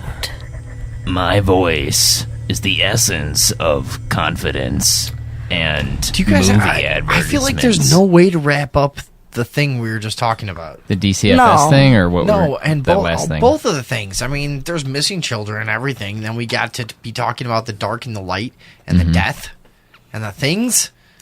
And the things? I'm never gonna die. Things are No. big, man. We got real big there. Dude, I'm not dying. Me neither. I'm telling you. Are you gonna die? No way. David Box, you gonna die? I'm probably not. I'm kidding. I'm not kidding. We can't. We cannot die. Yeah. No. We can't. No, we won't. Yeah. I can't. I won't.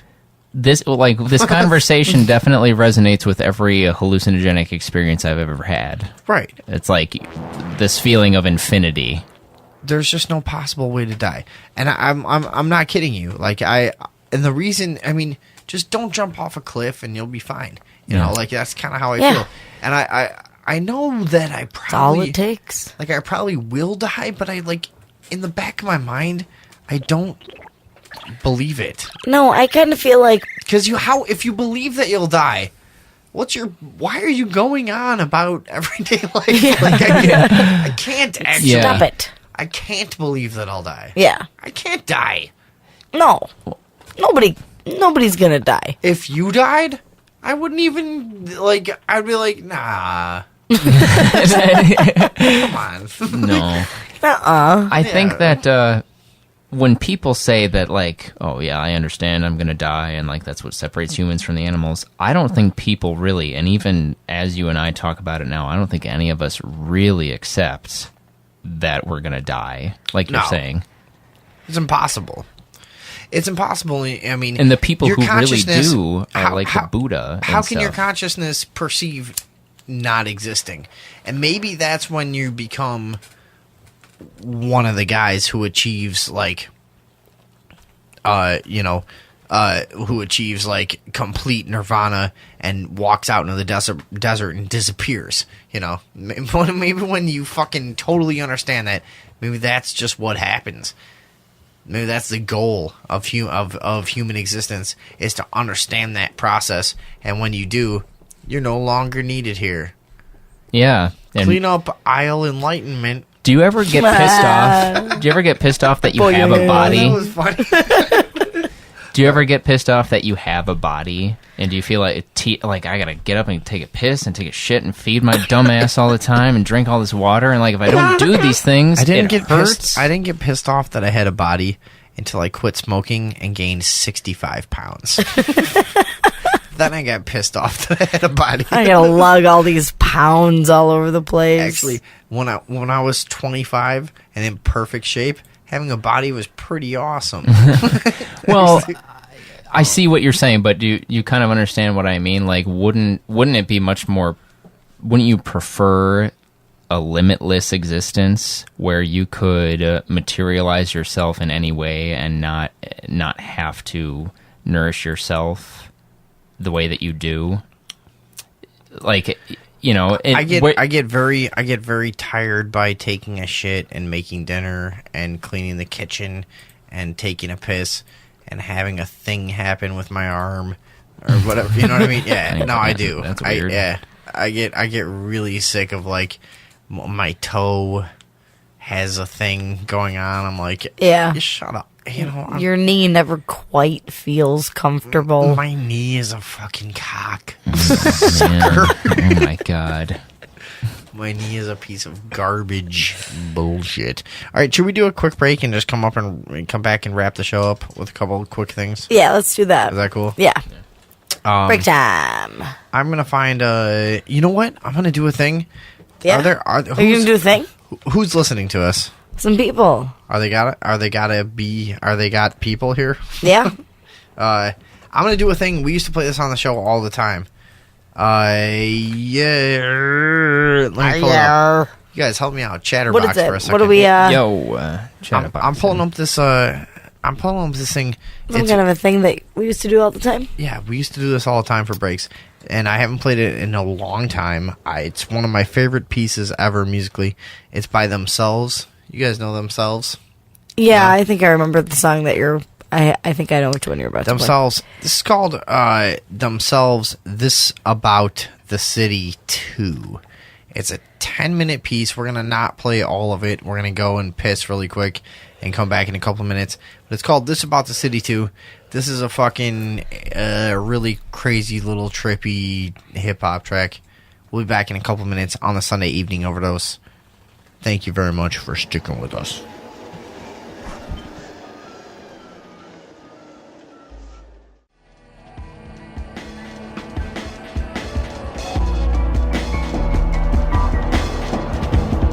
No.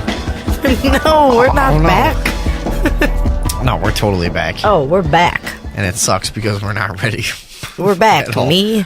We just spent the whole break petting a dog. It's true. And, yeah, the listeners probably don't know, but we have a dog over here sleeping underneath a winter coat. Yeah. There's been a dog here, and the whole show has been so hard to do because there's a really cute dog. He's so cute, and he's so well-behaved. That's so new and so well-behaved, and he's here the whole show, and he's laying on the floor, and we can't. He's just being so really. And we have to talk to you people. Yeah, and it sucks because there's this little dog. Oh well. Well, the show's almost over. That's the good news. His name's Jupiter. No, it's not. Joopy. What are you again? I didn't think. I didn't think we should end the show without talking about the Jackie Robinson West Little League World Championship controversy. All right. I wanted to talk about this too. This was a World Series win by a local Chicago team. Yeah? Yes. What age were they? Do you know? Some kind of 12-year-old bullshit. They were 12 and under. I know. I'm not sure if there was a bottom age range. They were probably about 10 to 12, but they were 12 Whatever. and under. Okay. So they won the whole fucking Little League World Series. Yes. And they get caught cheating because they're recruiting players from outside their district and all over, like, probably from Wisconsin to Indiana, Illinois, wherever, just anywhere they can get people. So they're put together this, like, little super team. Mm-hmm. Basically, like, they're not following the Olympic rules. You're not supposed to be doing this shit professionally. They're going around getting all these little fucking, like, superstar 9-year-old kid with Nike contracts already and shit and putting them all on the same team. So Classic what ended up Chicago. happening? They got caught. Yeah, they got caught.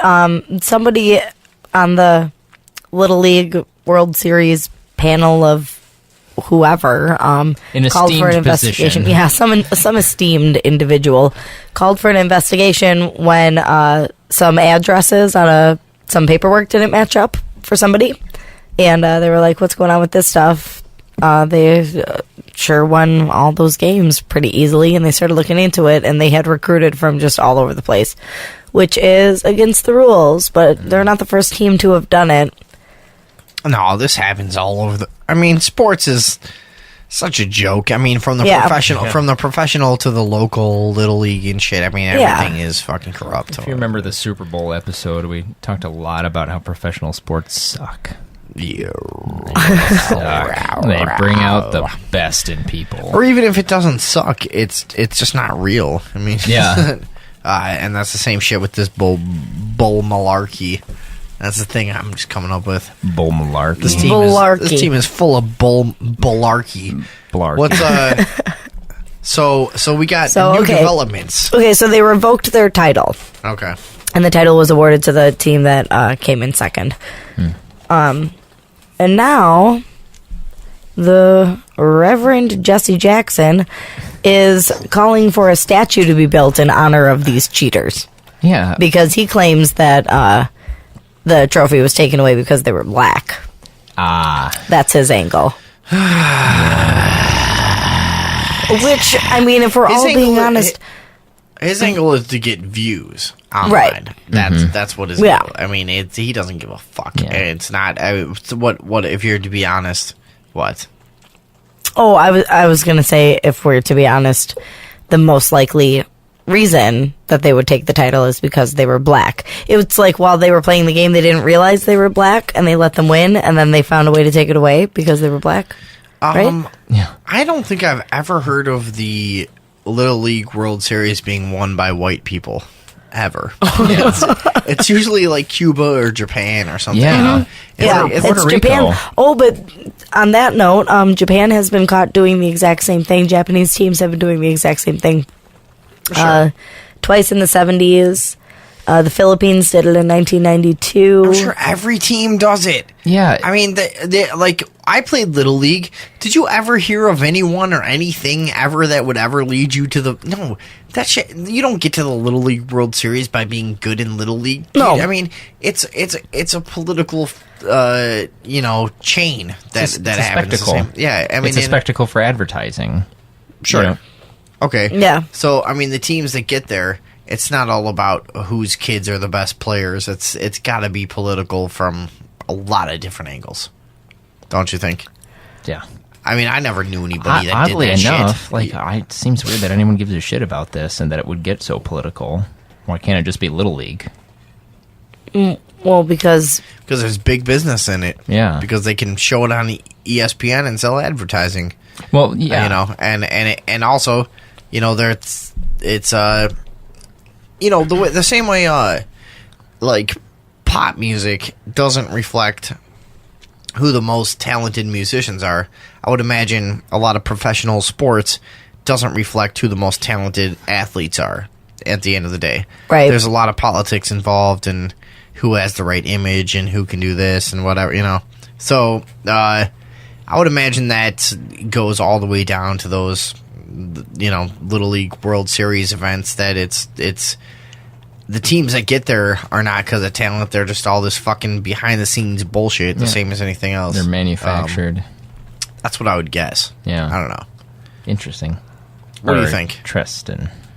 Do you think? I mean, these guys got busted, but probably every team cheats. I would guess. Well, that, yeah. I would guess that every team cheats. I cheat when I play a game. I cheat if given the opportunity. If I can cheat, I cheat in a fucking board game. Any game I play, I don't give a shit. I don't cheat. You don't cheat? No. Really? No, not ever. Because I'm really good at board games, and if I ever cheat, I'll lose my credibility as a person who's just good at board games. So I cheat, dude. I cheat in a No, game. I never cheat. I consider cheating part of a game.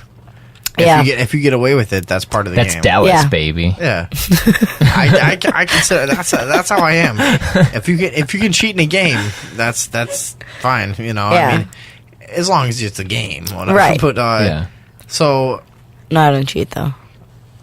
But yeah, I assume that to get to that level, you'd have to do a dude, certain they're amount all- of cheating. They're all cheating. Yeah. And so, what a clown, Jesse Jackson. Yeah. Okay. Yeah. Oh wait, and that's not it though. He wants them What a to fucking absolute buffoon. hold on. Sideshow act.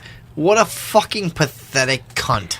He has some more interesting things to say on the subject. So not only does he think that the city of Chicago should erect a statue in the team's honor, he thinks that supporters should also create scholarships for the 13 players on the team to pay for their college.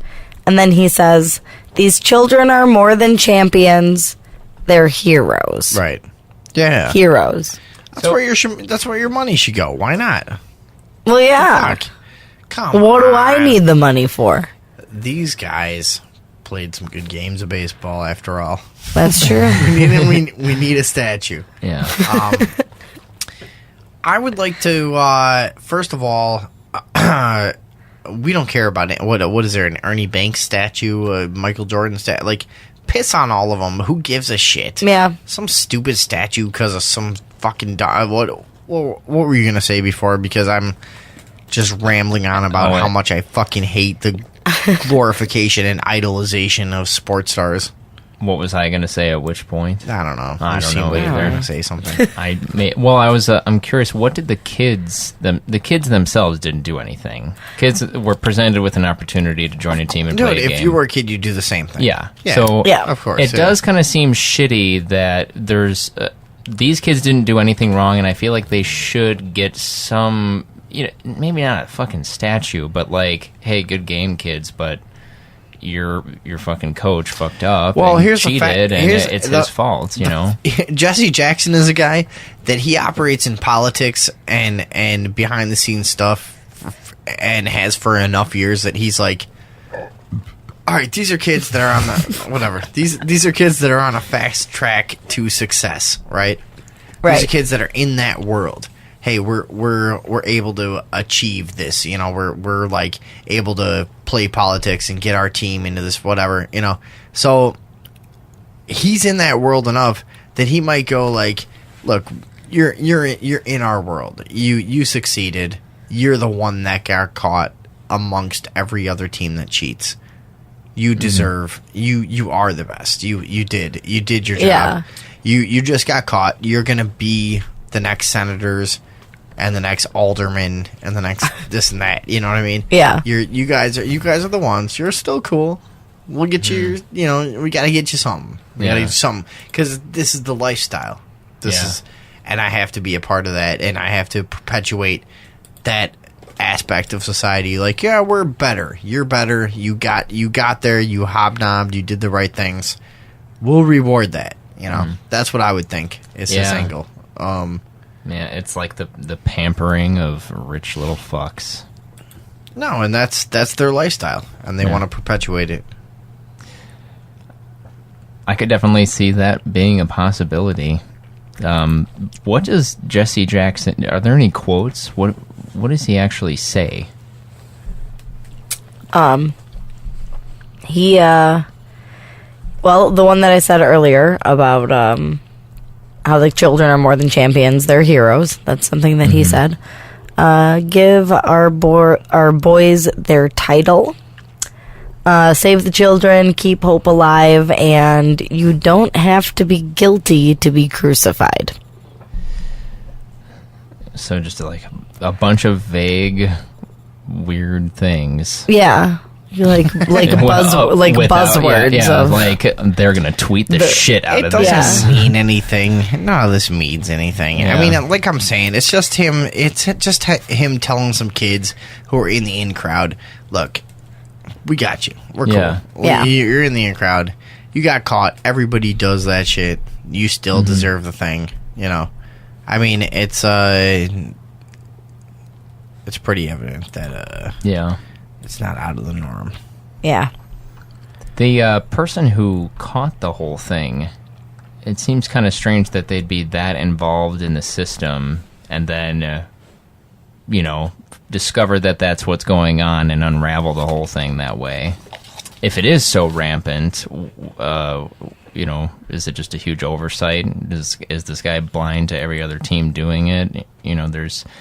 He caught a trail of things that were inconsistent with what they were supposed to be, so it seems like Jesse Jackson should be able to make a case that the kids didn't really have a handicap if it's as, if it's as prevalent Dude, as... just from what I know about local Little League, and then what I know about like corporate sponsorships and things like that, this shit, there's just no way this shit isn't all staged at every level. Every team is cheating. Everything. It's the same as professional sports. It's the same shit at stake. It's completely whatever. My gut says that everybody's cheating. It's just that he sees an opportunity. Anything that happens to a black person, whether it has any bearing on actual race relations in a real way or not, he will jump on it like a vulture. That's what people like him do. That's what anyone anyone who's in that world of gaining political support or public support for their political agenda, they're just vultures on events, Is he making it a race issue, or is he saying, yo, Chicago Pride, we won that, and like it No, sucks race. that it's a race. So his fuel is race. Yeah. He says, Little League has had a long history of segregation, and that continues. This should be a trial about segregation, he said. Man. Well, he's a clown. I mean, he's not supposed to be real. He's supposed to pick off a certain number of people who are so stupid that they'll just agree with him based on race. Right. And then the people that are in the middle ground are left to meant to be left bickering to say, okay, this guy's obviously doing this, and then from the other side, no, your guy does that, and then the rest of us who can see the whole game for what it is, as a bunch of distracting bullshit, just see just see that the guy's just a plain clown, a liar. Right. He doesn't even mean what he actually says. He knows what his role is. He plays a role in media. Mm-hmm. That's what he does. Mm-hmm. I mean, it's a joke. He pokes the race fire. Yeah, it's a joke. I mean, it's the race bear. The race bear. It's absolutely. He stokes the fire. That's what I meant. Yeah. It's absolutely a joke. He stokes the race bear. You can't take him seriously. What he does is he preys on people that really need his support. Like whoever needs his support for this issue is now going to be a lifetime supporter of his. And that's how he's done it in Chicago and other cities for many, many years. He'll get on your thing if you're black, and he'll get your support and your followers, and that's just who he is. He's just a gangster. Mm-hmm. And he'll try to control your issue and do the best he can for you if you're black, and that's just his game. Yeah. He also gives material of himself to people who would oppose what he's saying. It's like vertical integration. Like, he can get people on his side the way that you were just describing, and then people can use him to create other outrage and exploit the whole race thing even further. Yeah. And I'm sure that he knows that. Of course he does. Yeah. Of course he does. That's part of the whole game, too. This is so strange. Why? I remember when these kids won, but it's like, I kind of just wonder why do we care about this? Because it just shows you how like major political figures work. They'll just attach themselves to any little event that they can gain some kind of like I said, like they're gonna gain. He's gonna gain a following by a disingenuous action. He's gonna gain a following by saying, okay, I'll support you in this because you're black.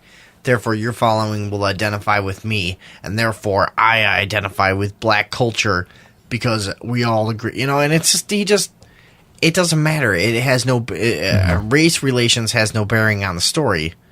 It's that the rules of the league said this and that. The wrong person found out that you broke the rules, and for political reasons, they broke the story. Deal with it. You know, I mean, like it's not a race. It's not a. You know what I mean? So he'll make a racial thing out of anything that it can be for profit. That's just his game. I guess what I get out of this is that it seems that corruption runs so deep that even a little league game can't happen without corruption being on top of it. You know what I mean? Right. So I guess I was confused. Is the story Jesse Jackson wanting to erect a statue, or is it that there's a corrupt team? In which Both. aspect of the... Yeah. Sorry. No, that's okay. It is both. Yeah, it's both. Yeah. It's that he wants the statue erected about the team that was caught cheating. Right. Because it must be because they were black that they were looked into. Yeah. Not because they're from the most corrupt city in the country. Right. No, that has nothing to do with it. No. Yeah. No, definitely not. So there you have it.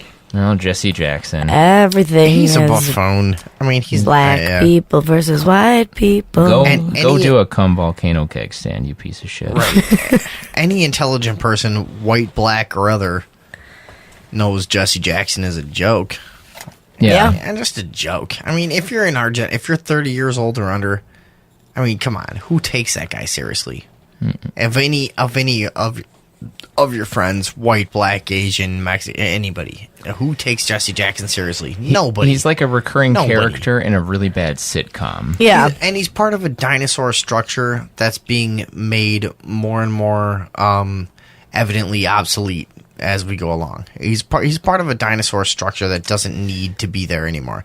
And in a few more years, man, people are going to go Jesse Jackson, and not one goddamn person is going to say, okay, I care what that guy says. Here's a few more years, man. The attention is divided enough. The media is done. All those dinosaur structures of these fucking talking heads that are supposed to dictate your feelings on political subjects. This is all almost over, and we're almost in complete control of political thought. You know, a few more years. What, 5, 10, maybe? Yeah. You know, so Jesse Jackson can have his have his cake while he can eat it. I suppose. What's going to happen is they're going to use him up, and then allegations of child molestation will come out about him. Sure. Yeah. And then we'll forget all about him, and it'll be the next new guy to stoke the race fire. That's the celebrity rise and fall. I mean, the media loves to bring someone up and sacrifice them. You know, that's the whole deal. You're exactly right. Yeah, you're exactly right. Another prediction. Jesse Jackson will be a child molester. Yep. Yes, you're right. You're totally right. Yeah. Something like that. You know what? Sexual harassment behind the scenes, child molesting. Some shit, yeah. Yeah, something creepy. Yeah, I guess it doesn't have to be child molestation. No, It could Bill Cosby it. Some tit grabbing, some shit. Yes. Yes. Definitely. Allegations are, oh man, I can feel them. They're coming. Can you write that down? Yeah. We need to make a drive. We're going to keep a drive in our Gmail account called predictions. And my prediction, what was the prediction I made about the child disappearances earlier? I made some prediction. God damn it. Oh man. Should have written that one down. It's recorded, right? We'll listen to the show, yeah. But Are we recording? Yeah, get his Is now the time to check. Get his prediction too. And we should go. Jesse Jackson. Jesse Jackson will be a rapist before they're done with him. We should go. We're playing some Milo, who I think he was from up in Maine, and now he lives around here, Chicago somewhere. he did a show together and got some of his music. Check him out. You guys want to say anything else? We're putting together a questionnaire for our future guests. If you guys have any questions that you really want to hear about from them, go ahead and send them to us on Facebook. Sunday Evening Overdose at gmail.com if you're an artist and you want to get played in the breaks or you want to get an interview on the show. You will be subjected to a questionnaire created by some of our listeners, so be aware of that. Yeah, because we're a bunch of pieces of shit. Dicks. And if you're new to the show, the Earthling wasn't even here tonight, so the asshole factor was down like 7,000%. Yeah. So we'll see you next week. We'll see how you do. Good night. All right. Good night. I don't know anything about nothing, which is why I'm master of everything. This is what you failed to see, a filthy mirage, just simple. I'll sit under a fig tree while you worry about Nicki Minaj's nipples, basking in my irrelevance, simply for the